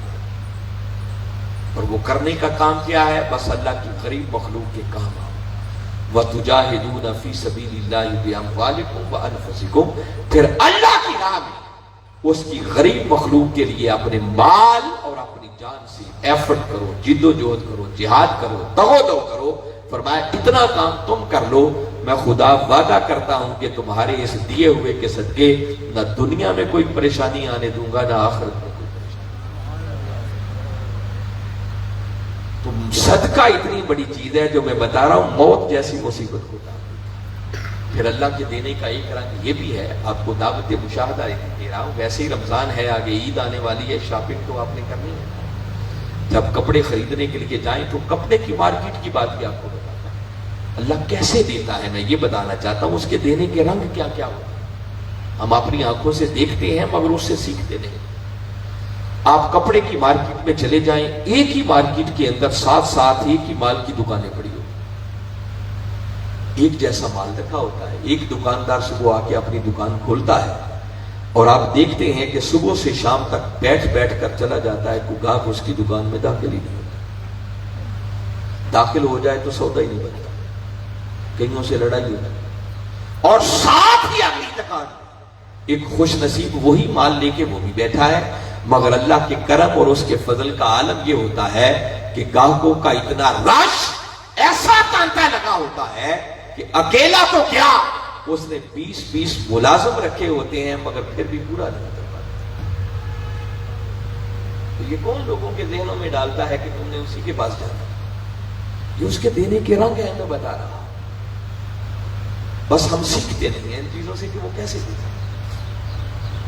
اس کے دینے کا ایک رنگ پھر حدیث مبارکہ سے آپ کو بتاتا ہوں، جب وہ دینے پہ آ جائے تو اس کے کرم کے بڑے رنگ ہیں۔ میرے آقا صحابہ کرام کو یہ بات بھی سنا رہے ہیں کہ ایک شخص جا رہا تھا، اچانک اس نے بادلوں سے ایک آواز سنی کہ بادلوں کو ایک شخص کا نام لے کر حکم دیا جا رہا تھا کہ جاؤ اور فلاں خوش نصیب کی زمین پر جا کر برس جاؤ۔ شخص کہتا ہے مجھے بڑا تعجب ہوا، کہتا میں تھوڑا آگے گیا تو بارش شروع، ایک چٹیل سا علاقہ تھا، بارش برسی اور دیکھا کہ پانی ایک نالے کی شکل میں ایک طرف جا رہا، کہتا میں بھی ادھر ہی چل پڑا۔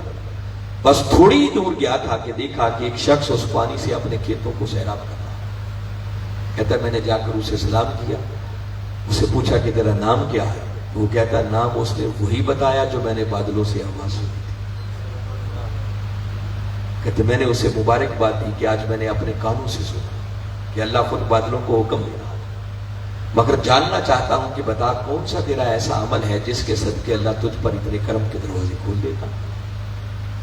تو وہ سادہ سا بندہ سوچ کے عرض کرتا ہے کہ اور تو مجھے کوئی عمل سمجھ میں نہیں آتا، مگر ایک بات شاید ہو جس کی وجہ سے ایسا کرم ہوتا ہے کہ یہ جو اللہ نے زمین کا ٹکڑا مجھے دیا ہوا ہے، اس میں محنت کرتا ہوں، مزدوری کرتا ہوں، اور اللہ جو کچھ مجھے اس میں سے دیتا ہے اس کے 3 حصے کرتا ہوں۔ ایک اپنے بیوی بچوں پر، خود اپنے اوپر خرچ کرتا ہوں، اور دوسرا حصہ اللہ کی غریب مخلوق میں بانٹ دیتا ہوں، اور تیسرا حصہ دوبارہ اسی زمین پر انویسٹ کرتا ہوں۔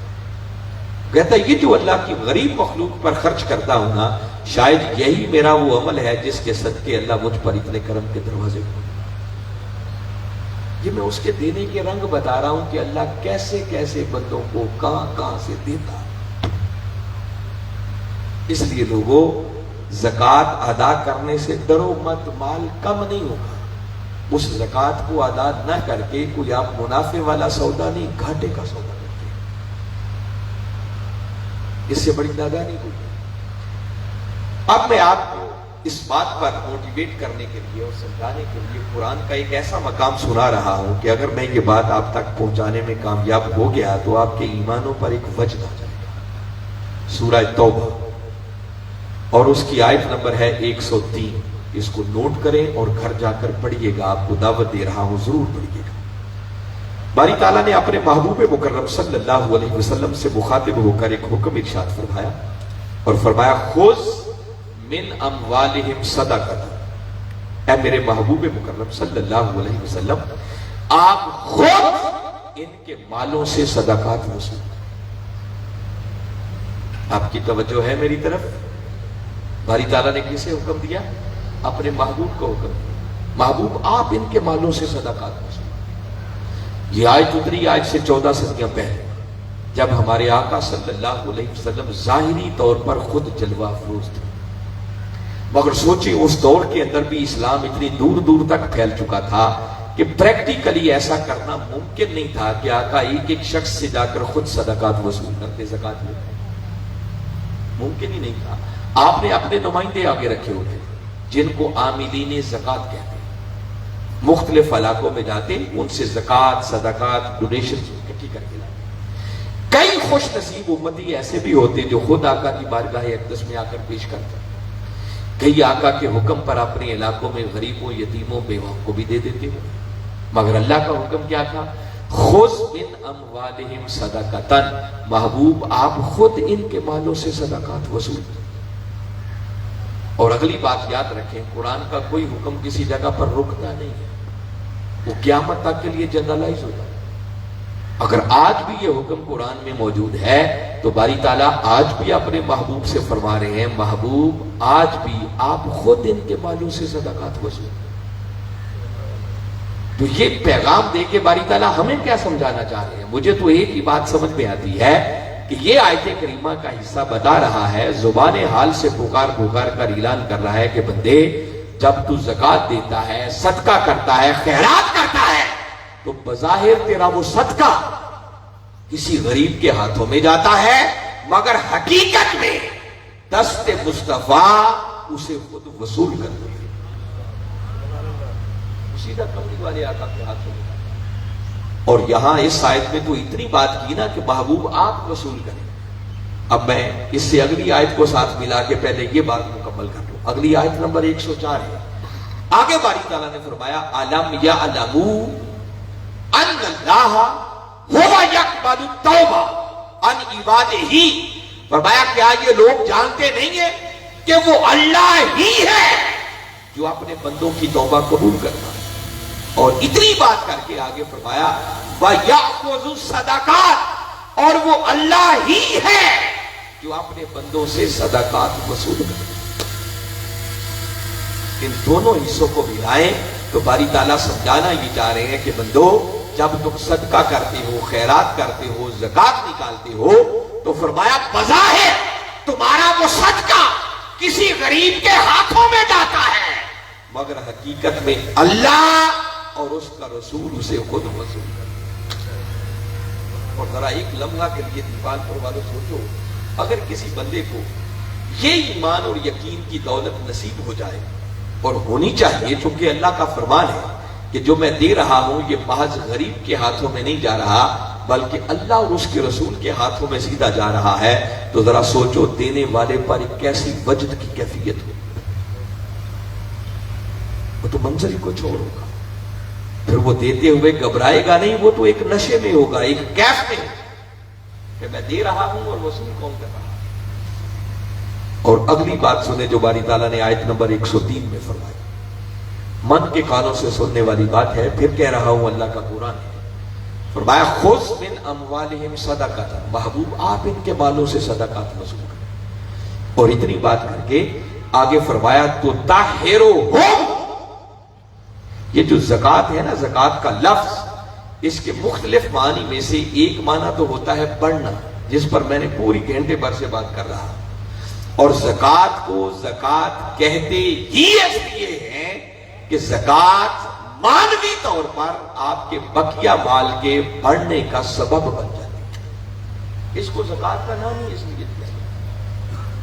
اس پر میں نے روشنی ڈالی، اور اگلا حصہ پھر اس پر بتاؤں گا۔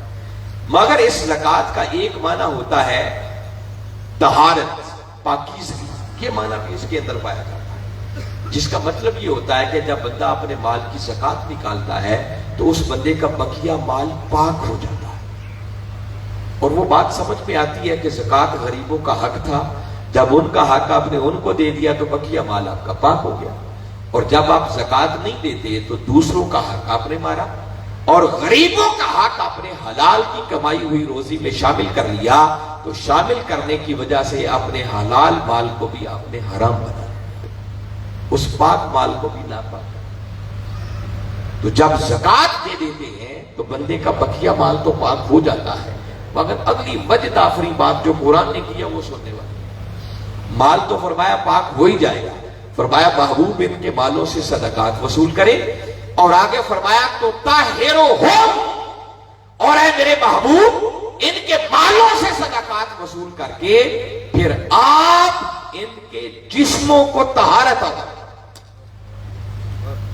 اہل علم لوگ یقیناً مجلس میں بیٹھے ہوں گے، وہ میری بات کی تائید کریں گے، تو طاہرہم، ہم سے مراد زکوٰۃ نہیں ہے، مال نہیں ہے، ہم سے مراد وہ زکوٰۃ دینے والے لوگ ہیں، صدقات دینے والے۔ فرمایا محبوب ان کے مال تو پاک ہو ہی جائیں گے، ان سے صدقات وصول کر کے پھر آپ ان کے جسموں کو بھی طہارت عطا کریں، وَتُزَكِّيهِمْ بِهَا، اور ان صدقات کی بدولت پھر آپ ان کی روحوں کو بھی تزکیہ اور تصفیہ عطا کریں، ان کے مال کو بھی اور ان کی جانوں کو بھی برکت عطا کر دیں۔ تو زکی کے اندر برکت کا معنی بھی شامل ہے، جس کا مطلب یہ ہے کہ جب بندہ اللہ کی راہ میں دیتا ہے، کملی والے آقا صلی اللہ علیہ وسلم اس بندے کے ظاہر کو بھی اور اس کے باطن کو بھی اجلا اور صاف فرما دیتے ہیں، اس کا تن بھی پاک ہوتا ہے اور اس کا من بھی پاک ہوتا ہے۔ میں ابھی بھی بات رکھ کے آگے چل رہا ہوں، اور کریں بڑی ایمان افروز باتیں، تفصیلات میں نہیں جا رہا، اور اب بھی ایمان افروز بات جو باری تعالیٰ نے اسی آیت میں کی، فرمایا محبوب آپ ان کے مالوں سے صدقات وصول کریں، پھر آپ ان کے جسموں کو طہارت عطا کر دیں، ان کے مال کو اور ان کی جانوں کو برکت عطا کر دیں، اور آگے فرمایا وَصَلِّ عَلَيْهِمْ، اور اے میرے محبوب پھر آپ ان صدقہ دینے والوں پر دم فرما دیں۔ اس آیت کو گھر جا کے پڑھیے، محبوب ان صدقہ دینے والوں کے لیے آپ دعا کر دیں، کیوں؟ اِنَّ صَلَاتَكَ سَكَنٌ لَهُمْ، محبوب جب آپ ان کے لیے دعا کر دیں گے تو آپ کے اٹھے ہوئے ہاتھوں کے صدقے ان کی بے چین روحوں کو سکون مل جائے گا۔ دیپال پور والوں ہم زندگی میں مارے پھرتے رہتے ہیں، میرے لیے دعا کرتے ہیں، فلاں پیر کے پاس چلے جاؤ، فقیر کے پاس چلے جاؤ، مولوی صاحب کے پاس چلے جاؤ۔ جیسے ابھی ایک بھائی آئے، انہوں نے کہا میرے لیے آج دعا کر دیں، کہاں سے دعائیں کرواتے رہتے ہیں۔ یاد رکھیں اللہ کے نیک بندوں سے دعا کروانا یہ سنت مصطفیٰ ہے صلی اللہ علیہ وسلم، بری بات نہیں ہے، کروانی چاہیے، مگر مجھے بتائیں کائنات میں کملی والے آقا سے بھی بڑھ کر کوئی دعا کرنے والا ہوگا؟ اور ہمارے آقا سے بڑھ کر کس کی دعا قبول ہوتی ہے؟ آج 14 صدیاں گزر جانے کے بعد بھی اگر کبھی دل چاہے نا کہ ڈائریکٹ کملی والے آقا ہی میرے لیے دعا کرے، تو اللہ نے یہ دروازہ آج بھی کھلا ہے۔ یہ میں قرآن پر بیس کرتے ہوئے بتا رہا ہوں۔ فرمایا محبوب آپ صدقات وصول کریں، ان کے جسموں اور روحوں کو بھی تزکیہ اور تصفیہ عطا کریں، وَصَلِّ عَلَيْهِمْ، اور محبوب پھر ان صدقہ دینے والوں کے لیے آپ دعا کر دیں۔ یہ 14 صدیاں پہلے کے لیے نہیں، آج بھی ہے، قیامت تک ہے، جس کا مطلب کہ جب کوئی بندہ صدقہ کرتا ہے، خیرات کرتا ہے، اللہ کی راہ میں دیتا ہے، زکوٰۃ نکالتا ہے، ادھر اس کا صدقہ غریب کے ہاتھوں میں جاتا ہے، ادھر کملی والے آقا گنبد خضرا میں صدقہ دینے والے کے لیے اللہ کی بارگاہ میں ہاتھ اٹھا دیتے ہیں۔ اور دیپال پور والوں مجھے بتاؤ، جس خوش نصیب کے لیے میرے آقا کے ہاتھ اٹھ جائے، اسے کو کمی رہ جائے گی؟ کوئی پریشانی رہے گی؟ اس سے بڑھ کر کرم بندے پر کیا ہو سکتا ہے؟ اور پھر میں تو کبھی کبھی سوچتا ہوں کہ مثلا دیکھیں نا ہمارے صدر محترم مظہر سلیم صاحب، میں ایک مثال دے کے آپ کو سمجھاتا ہوں، انہوں نے صدقہ کیا، اب قرآنی حکم ہے کہ محبوب آپ وصول کریں اور وصول کر کے پھر آپ صدقہ دینے والے کے لیے دعا کر دیں. جب انہوں نے صدقہ دیا تو اب آقا ان کے لیے دعا کریں. ذرا ٹھنڈے دل سے سوچیں کہ جب میرے آقا مظہر سلیم صاحب کے لیے دعا کرنے لگے تو کیا میرے آقا کی توجہ اور دھیان ان کی طرف ہوگا یا نہیں ہوگا؟ جی آقا کی دعا کو ہماری دعاؤں کی طرح تو نہیں ہوگی نا. کرتے دعا ہیں گھومتے کہیں ہو رہے ہیں. اب آقا جس امتی کے لیے دعا کرنے لگیں گے تو کیا اس امتی کی طرف توجہ نہیں ہو؟ ارے جس خوش نصیب امتی کی طرف میرے آقا کی توجہ ہو گئی سمجھو اس کی دنیا بھی سنور گئی, اس کی آخرت بھی سنور. یہ خالی شعر ہی رہیں گے جو ہم پڑھتے ہیں اعلیٰ حضرت کے کہ جس طرف اٹھ گئی دم میں دم آ گیا. پڑھتے ہیں نا آپ سلام میں شعر, اس نگاہ عنایت پہ لاکھوں سلام. ارے وہ کملی والے آقا کی توجہ مبارک کہ اگر ڈوبے ہوئے سورج پر ہو جائے, سورج پلٹ کے واپس آ جائے, 14ویں کے چاند پر ہو جائے, چاند 2 حصوں میں تقسیم ہو جائے, وہ توجہ اگر دودھ کے ایک پیالے پر ہو جائے, 70 سے صحابہ کرام پی جائے, وہ دودھ کا پیالہ پھر بھی ختم نہ ہو.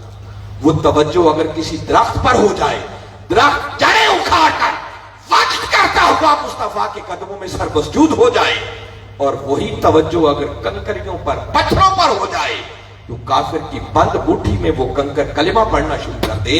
تو بندے ذرا سوچ, اگر وہ کملی والے آقا کی توجہ تیری طرف ہو گئی تو اگر بے جان پتھر کلمہ پڑھ سکتے ہیں تو آقا کی توجہ سے ہمارے مردہ دلوں کو زندگی کیوں نہیں مل سکتی؟ یہ جو باری تعالیٰ نے فرمایا نا محبوب آپ ان کو طہارت عطا کریں, آپ ان کی روحوں کا تزکیہ اور تصفیہ کر دیں. وہ کیسے ہوتا ہے اس کا ایک ہی حل ہے, ایک ہی بات سمجھ میں آتی ہے کہ بس کملی والے آقا کی توجہ ہونے کی دیر ہے, پھر من کی غلاظتیں کثافتیں ایسے ساری دور ہو جاتی ہیں کہ بندے کا تن بھی اجلا ہو جاتا ہے, بندے کا من بھی اجلا ہو جاتا ہے. مگر یہ توجہ کس خوش نصیب پر ہوتی ہے؟ جو اللہ کی راہ میں دیتا ہے, صدقہ کرتا ہے, خیرات کرتا ہے, زکات کرتا ہے. اور جن لوگوں کو یہ بات سمجھ میں آ گئی اس دینے میں فائدے کتنے ہیں تو پوچھئے سیدنا صدیق اکبر رضی اللہ تعالیٰ عنہ کا حال. آقا نے آواز دی, سارا کچھ ہلا کر قدموں میں پیش کر دیا, تن کے کپڑے اور ایک سوئی تک بھی بچا کر نہیں رکھی. جب سب کچھ لے کے گئے تو میرے آقا نے پوچھا, ماں اب کئی تلے اہلک یا ابا بکر, ابو بکر گھر والوں کے لیے کیا چھوڑ کے آئے؟ عرض کرتے ہیں اب کئی تو لہم اللہ و رسولہ. آقا جو دنیا کی معلومات تھی وہ تو لا کر آپ کے قدموں میں پیش کر دی, رہ گئے گھر والے تو ان کے لیے اللہ اور اس کا رسول چھوڑ کر. جن کو یہ راز سمجھ میں آ جائے پھر وہ یوں سودا کرتے ہیں مولا کے ساتھ. پوچھئے مولا کائنات علی شیر خدا سے, کسی نے پوچھا کبھی زکات بھی دی ہے؟ فرمایا سخیوں کو زکات دینے کی کبھی نوبت آیا ہی نہیں. فرمایا کبھی اتنا بچا کے رکھا ہی نہیں ہے کہ وہ نصاب بنے اور اس پر زکات دینی پڑے, بس ادھر آتا ہے ادھر بانٹ دیا گیا. یہی مولا کائنات علی شیر خدا اور یہی سیدہ کائنات سلام اللہ علیہ, دونوں ہستیاں جب انہوں نے اپنے شہزادوں کی شفا یابی کے لیے منت مانی تھی کہ اللہ ان کو صحت عطا کر دے, ہم 3 روزے رکھیں. روزے رکھنے کی باری آئی, پہلا روزہ رکھا, سارا دن بھوکے پیاسے رہے, شام ہوئی, قریب تھا کہ روزہ افطار کر دے. دروازے سے آواز آئی کہ میں ایک مسکین ہوں, کوئی ہے جو آج کا کھانا مجھے دے دے؟ دونوں ہستیوں نے ایک دوسرے کی طرف دیکھا اور نگاہوں ہی میں فیصلہ ہو گیا کہ آج کا کھانا مسکین کو دے دیتے ہیں, خود خالی پانی سے ہی افطار کر دیں. کھانا مسکین کو. دوسرے دن روزہ رکھا, پھر شام ہوئی, دسترخوان پر بیٹھے, قریب تھے کہ لقمہ توڑ کر منہ میں ڈال دے. پھر آواز آئی کہ میں ایک یتیم ہوں, کوئی ہے آج کا کھانا مجھے دے دے. دونوں ہستیوں نے دوسرے دن کا کھانا اٹھایا, اس مسکین کو, یتیم کو دے دیا. پھر تیسرا دن ہوا, پھر دروازے سے دستک آئی, میں ایک اسیر ہوں, قیدی ہوں, کئی دنوں سے بھوکا ہوں. اللہ پھر اپنے نیک بندوں کو آزماتا ہے. اور مولا کائنات کا دسترخوان ہے. دیکھو نا, ہمارے دسترخوان کی طرح تو نہیں ہوگا کہ 10 ڈشیں سجی ہوں گی, جو کی خشک روٹی ہوگی, چند کھجوریں ہوں گی, سادہ بات ہوگا. اور یہ ان کا فقر بھی اختیاری تھا, ان کی مجبوری نہیں تھی. کونین کے مالک تھے, وہ تو لوگوں کو عطا کرنے والے تھے, ان کو کمی کس چیز کی؟ مگر ہمارے لیے سنت قائم کرنا ضروری۔ تیسرے دن آواز آئی کہ اسیر ہوں، قیدی ہوں، کوئی ہے جو آج مجھے کھلائے؟ دونوں ہستیوں نے تیسرے دن کا کھانا اٹھا کر اس قیدی کو کھلایا۔ جب تینوں دن کبھی مسکین کو، کبھی یتیم کو، کبھی اسیر کو دیتے رہے تو مولا کو ان کی یہ ادا اتنی پسند آئی کہ باری تعالیٰ نے ان کے اسی عمل کو آسمانوں سے قرآن بنا کے نازل فرمایا۔ سورہ دہر کی آیتیں آ گئیں، وَيُطْعِمُونَ الطَّعَامَ عَلَىٰ حُبِّهِ مِسْكِينًا وَيَتِيمًا وَأَسِيرًا۔ فرمایا ہمارے بندوں میں سے کچھ ایسے بھی ہیں جو ہماری رضا کی خاطر اپنا کھانا کبھی مسکین کو، کبھی یتیم کو، کبھی اسیر کو دے دیتے ہیں، اور جاتے ہوئے انہیں یہ بھی کہتے ہیں کہ بابا جو کچھ دیا ہے کو بدلہ لینے کے لیے نہیں، احسان کرنے کے لیے نہیں، بلکہ کس لیے؟ لِوَجْهِ اللَّهِ، جو کچھ دیا فقط مولا کے مکھڑے کی مسکراہٹ کی خاطر۔ انما نطعمکم لوجہ اللہ، ہم صرف اللہ کی رضا کے۔ تو جو مولا سے یوں سودا کر لیتے ہیں پھر اللہ ان پر کرم کے دروازے کھول دیتا ہے۔ اس لیے دیپال پور والوں، میں عرض یہ کرنا چاہ رہا ہوں کہ اگر اللہ نے توفیق دے رکھی ہے تو اس کی راہ میں دینے والے بنو، کبھی لینے والے نہ بنو۔ مضمون تو اتنا طویل ہے کہ میں کئی گھنٹے بھی بات کرتا چلا جاؤں تو یہ ختم نہیں ہو سکتا، مگر بات ایک بھی سمجھ آ جائے تو اسے پلے باندھ لیں تو زندگی کے سنورنے کا سامان ہو سکتا ہے۔ اب اس کے ساتھ میں عرض کرنا چاہ رہا ہوں کہ حاضرین مکرم، چونکہ زکوٰۃ ہمارا سبجیکٹ تھا، بیسک جو میں کہنا چاہ رہا تھا وہ میں نے عرض کیا، مگر ضروری 2-3 باتیں عرض کرتا ہوں۔ زکوٰۃ کس کے لیے دینا ضروری ہے وہ میں نے دوران گفتگو پہلے کہا، میں دوبارہ ریپیٹ کر رہا ہوں کہ ہر کلمہ پڑھنے والا شخص جو عاقل ہے، بالغ ہے، آزاد ہے، صاحب نصاب ہے، اس کا مال اس کی بنیادی ضروریات سے زائد ہے، وہ قرضے سے بچا ہوا ہے، اس کا مال مال نامی ہے، اور اگر اس کے مال پر سال گزر جائے، ہولان ہول جسے کہتے ہیں، وہ مکمل ہو جائے تو ایسے صاحب نصاب کلمہ پڑھنے والے شخص پر زکوٰۃ کا ادا کرنا فرض ہوگا۔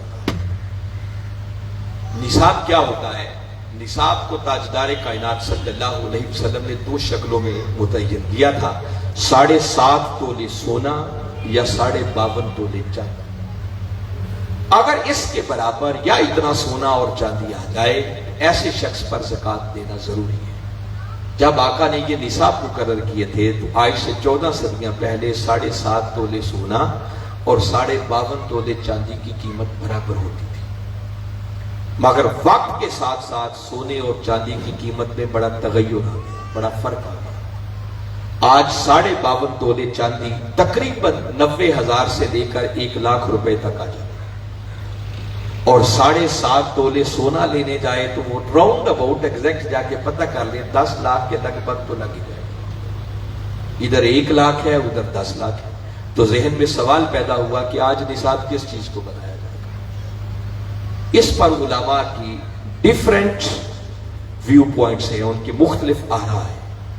ایک رائے یہ ہے کہ بعضوں نے کہا کہ نصاب 7.5 تولے سونے کی قیمت کو بنایا جائے، دوسروں نے کہا کہ نہیں 52.5 تولے چاندی کی قیمت کو نصاب بنایا جائے۔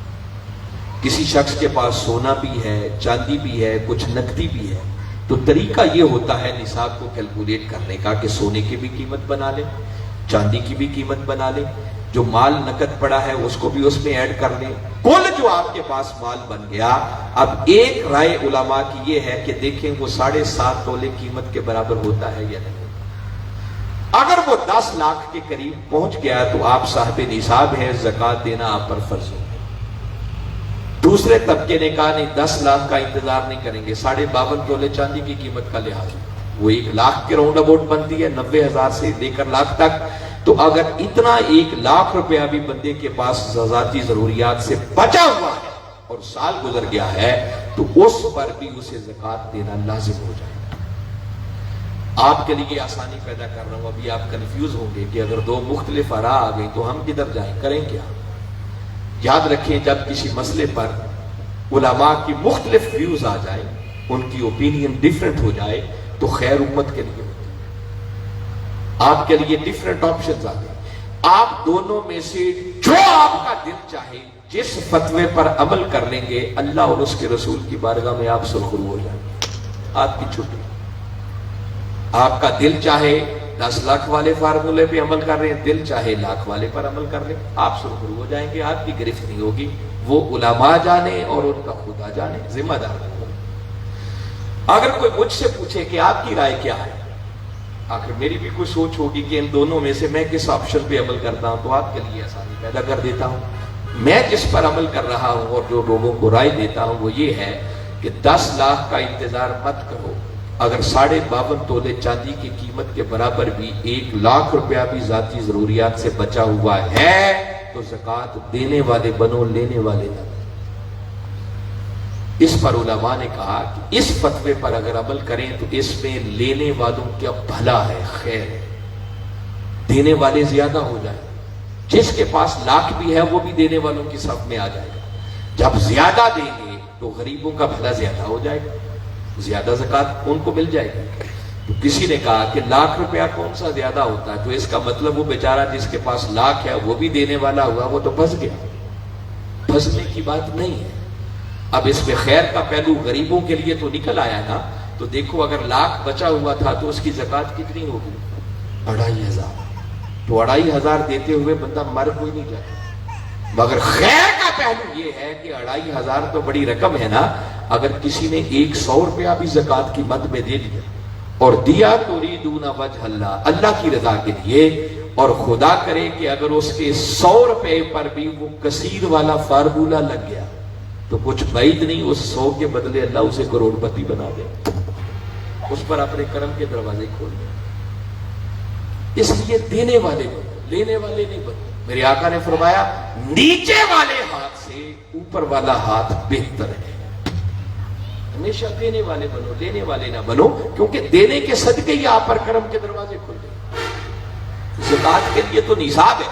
अल्लाह ने तो सूरह बकरा में जहां पहली इन्फाक की बात की है फरमाया अल्लज़ीना युमिनूना बिल गैब, जो गैब पर ईमान लाते हैं, व युकीमून सलात, नमाज कायम करते हैं।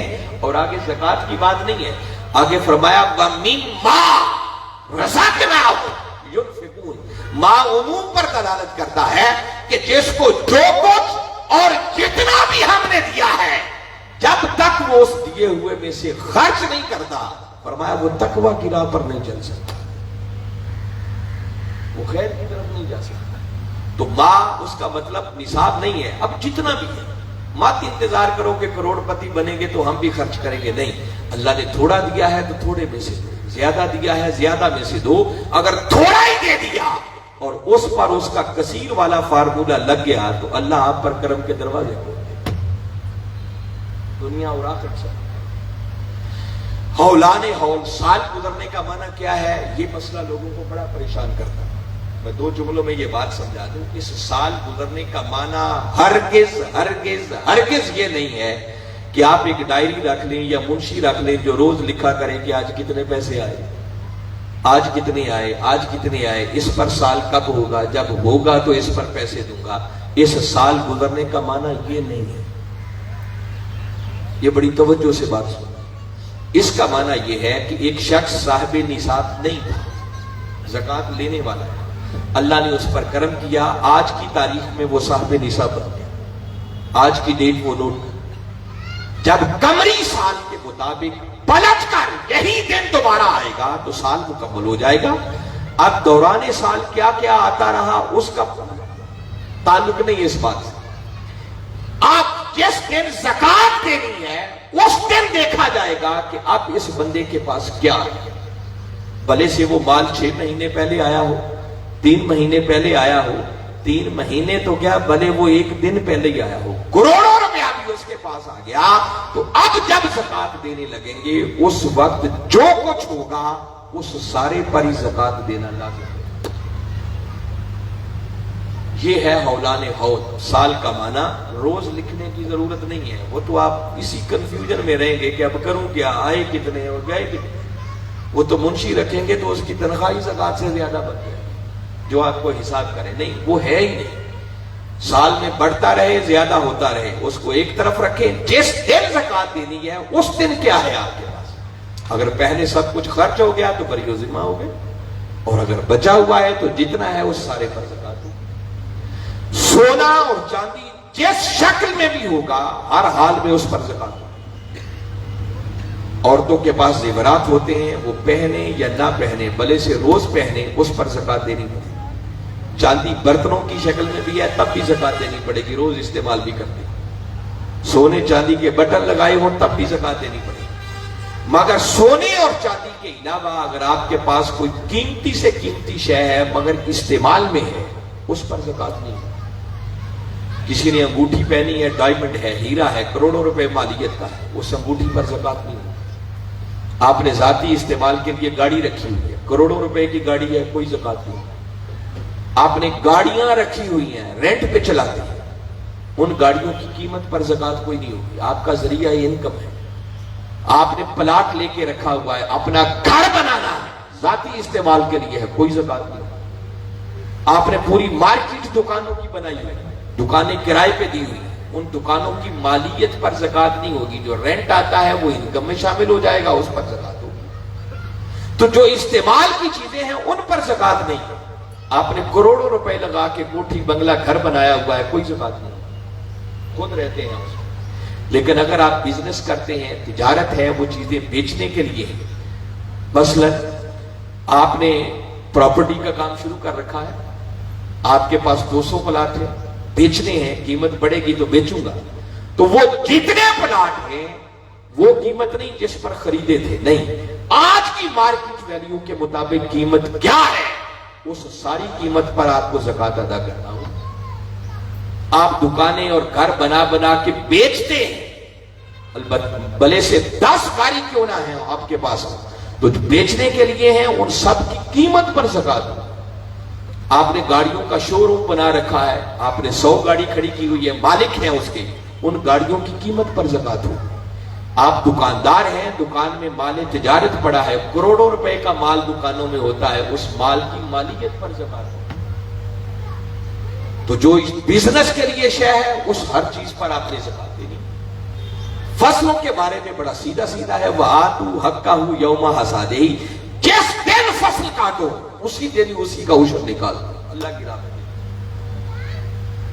جو اور جتنا زمین سے اللہ نے آپ کو دیا ہے اس میں سے 10واں حصہ لاگو ہوتا ہے تو 10واں، 20واں حصہ بنتا ہے تو 20واں حصہ دے دو اللہ کی راہ میں۔ مسائل تو اتنے ہیں کہ کئی گھنٹے بھی بیان کرتا رہوں تو یہ ختم نہیں ہو سکتے۔ میرا بنیادی مقصد یہ تھا کہ آپ کو اس فریضے کی طرف متوجہ کیا جائے کہ ہم اس حوالے سے بڑی غفلت کا شکار ہیں، اور یہ زکوٰۃ ادا نہ کر کے ہم کوئی منافع کا کام نہیں، گھاٹے کا کام کر رہے ہیں۔ حاضرین مکرم، اللہ نے اگر دیا ہے تو قبل اس کے کہ ہمارا آخری وقت آ جائے، اس وقت سے پہلے پہلے اللہ کی راہ میں خرچ کر۔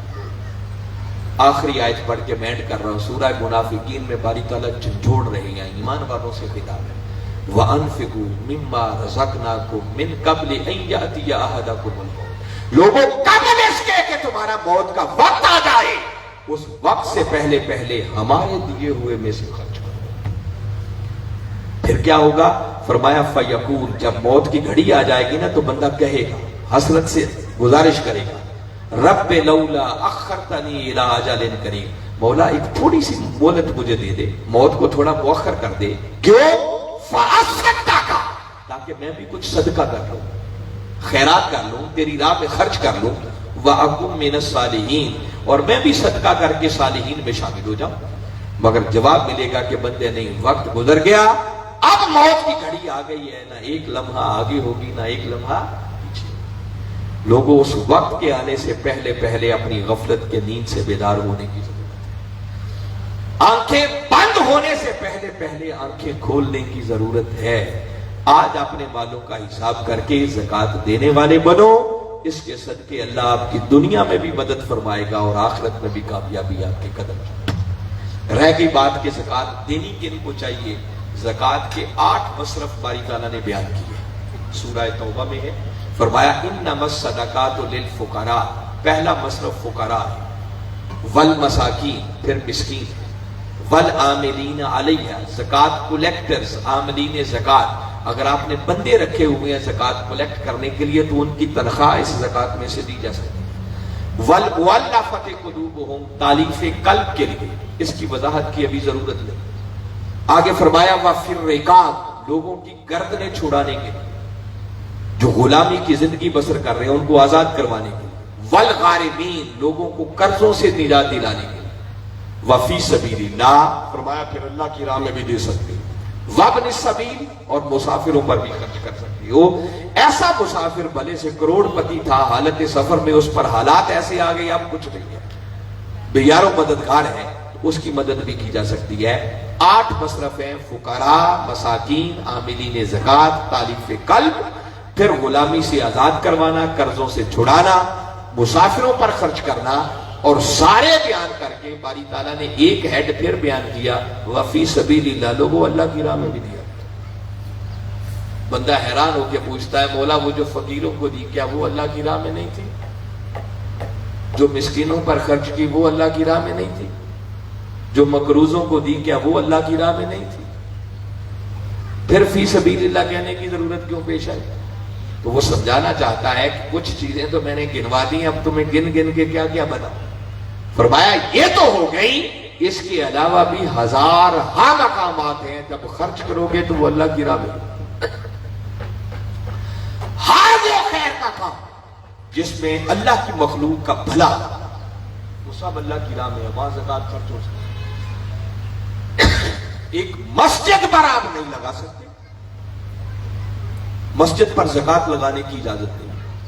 اس کے علاوہ ہزاروں ایسے خیر کے بھلے کے کام ہو سکتے ہیں جو اجتماعی طور پر بھی ہو سکتے ہیں، انفرادی طور پر بھی زکوٰۃ دیں اور اجتماعی طور پر بھی دیں۔ سب سے پہلے نمبر پر آپ کے قریبی رشتہ دار، والدین کو نہیں دے سکتے، اولاد کو نہیں دے سکتے، ان دونوں چینز کو چھوڑ دیں۔ سب سے پہلے نمبر پر اپنے بھائیوں کو دیں، اپنی بہنوں کو دیں، اپنے کزنز کو دیں، ان کی اولادیں غریب ہیں ان کو دیں۔ تو قریبی رشتہ دار پہلے حق ہے، پھر آپ کے پڑوسی ہیں، آپ کے کولیگز ہیں، جہاں رہتے ہیں دائیں بائیں دیکھیں، جہاں کاروبار کرتے ہیں کوئی ارد گرد غریب ہے تو ان غریبوں کو دیں۔ اور پھر اس کے بعد NGOs آ جاتی ہیں، ویلفیئر آرگنائزیشنز ہیں، تنظیمیں ہیں جو خیر کے کام کرتی ہیں، ان کو بھی دیں۔ مگر دینے سے پہلے اتنا یقین کر لیں کہ جن کو دے رہا ہوں یہ خرچ صحیح جگہ پہ کرتی ہیں۔ ایسی تنظیموں کی کمی نہیں ہے جو لیتے زکوٰۃ ہیں اور کام دہشت گردی کے کرتے ہیں۔ اتنا اطمینان قلب آپ کو ہونا چاہیے کہ بندے ٹھیک ہیں۔ ایسی ہی NGOs میں سے جو صحیح معنوں میں آپ کی زکوٰۃ کو صحیح جگہ پر خرچ کرنے والی ہے وہ ایک منہاج ویلفیئر فاؤنڈیشن ہے، جو وقت کے مجدد حضور شیخ الاسلام پروفیسر ڈاکٹر محمد طاہر القادری کی زیر نگرانی کام کرتی ہے۔ آغوش کا ایک پروجیکٹ لاہور میں ہمارا چل رہا ہے جس میں سینکڑوں یتیم بچے زیر کفالت ہیں، اور آپ کبھی آئیں، لاہور دور نہیں ہے، وزٹ کریں، آپ کو دعوت دے رہا ہوں۔ وہ بچے جو 15-15 20-20 ہزار ماہانہ ہاسٹل کی فیس دے کر رہتے ہیں نا، شاید ان کو وہ فیسلٹیز اور وہ سہولتیں میسر نہیں ہوتی جو یتیم بچوں کو منہاج القرآن میں۔ ان کی رہائش، ان کا کھانا، ان کا لباس، ان کی تعلیم اعلیٰ کوالٹی کی۔ اور وہ جو آج سے 20-25 سال پہلے بچے ہم نے پرائمری سکول میں لیے تھے جن کے والدین نہیں تھے، کوئی وارث نہیں تھا، الحمدللہ آج وہ بچے MPhil اور PhD تک تعلیم مکمل کر گئے۔ ان میں سے ایسے بچے ہیں جنہوں آرمی میں کمیشن اپلائی کیا اور آفیسر ہوتی ہوئے۔ اس وقت سینکڑوں بچے زیر کفالت ہیں، وہاں آپ کی یہ زکوٰۃ صدقات لگ سکتے ہیں۔ پھر ہر سال منہاج ویلفیئر فاؤنڈیشن کے زیر اہتمام یتیم اور غریب بچیوں کی اجتماعی شادیاں ہوتی ہیں۔ ابھی 20 مارچ گزرا ہے، 25 بچیوں کی شادیاں کی، وہاں خرچ ہوتا ہے۔ ہمارے جو لاہور کے صرف ادارے ہیں نا جو مرکز میں چل رہے ہیں، اور وہاں پڑھنے والے بچوں کو جو صرف فیس کی مد میں رعایت دی جاتی ہے وہ سالانہ 2.5 سے 3 کروڑ روپے بنتا ہے۔ فیسیں دی جاتی ہیں مگر غریبوں کو رعایت دی جاتی ہے۔ اس کے علاوہ کوئی کرونا آ جائے، سیلاب آ جائے، زلزلہ آ جائے، پاکستان تو کیا پاکستان سے باہر کوئی ایسی وبا آ جائے تو منہاج القرآن اپنے کروڑوں روپے کے وسائل کے ساتھ وہاں پہنچا ہوتا ہے۔ پھر اتنے ہینڈ پمپس لگوا کر دیے ہیں، لوگوں کی صحت کے پروجیکٹ منصوبے چل رہے ہیں، بعض شہروں میں ایمبولینس سروسز چل رہی ہیں، مختلف ایسے کام ہیں۔ تو کہنے کا مطلب یہ ہے کہ اگر آپ اپنی زکوٰۃ، عطیات، ڈونیشنز دینا چاہیں تو منہاج ویلفیئر فاؤنڈیشن ایک ایسی NGO ہے کہ جہاں دیں گے تو آپ کا ایک ایک دیا ہوا روپیہ بھی صحیح جگہ پر انشاءاللہ خرچ ہو۔ آپ اپنے صدقات ڈونیشنز ہمارے منہاج ویلفیئر فاؤنڈیشن کے لوگ، ہماری تنظیم کے لوگ، مظہر سلیم صاحب ہیں، خالد صاحب ہیں، احمد نواز صاحب ہیں اور بہت سارے ساتھی بیٹھے ہیں، ان سے رابطہ کریں۔ اور آپ کو دعوت دے رہا ہوں کبھی منہاج القرآن کے مرکز پہ آئیں اور پروگرام بنا کر آئیں اور ان اداروں کو دیکھیں، وزٹ کریں، آپ کو سمجھ آئے گی منہاج القرآن کیا خدمات انجام دے رہا ہے۔ تاہم میں بارے دیگر اللہ کی بارگاہ میں دعا گو ہوں کہ ہمارے جو بھائی اس کار خیر کو لے کے چل رہے ہیں اور 5 روزہ دروس عرفان القرآن کی نشستوں میں انتظام و انصرام میں حصہ ڈال رہے ہیں، اللہ آپ کی کاوشوں کو قبول فرمائے، اس پر آپ کو اجر عظیم دے، اور جو کچھ میں نے کہا سمجھ کر ایمان لاتے ہوئے عمل کر کے اپنی دنیا اور آخرت کو سنوارنے کی توفیق عطا فرمائے۔ وما علینا الا البلاغ۔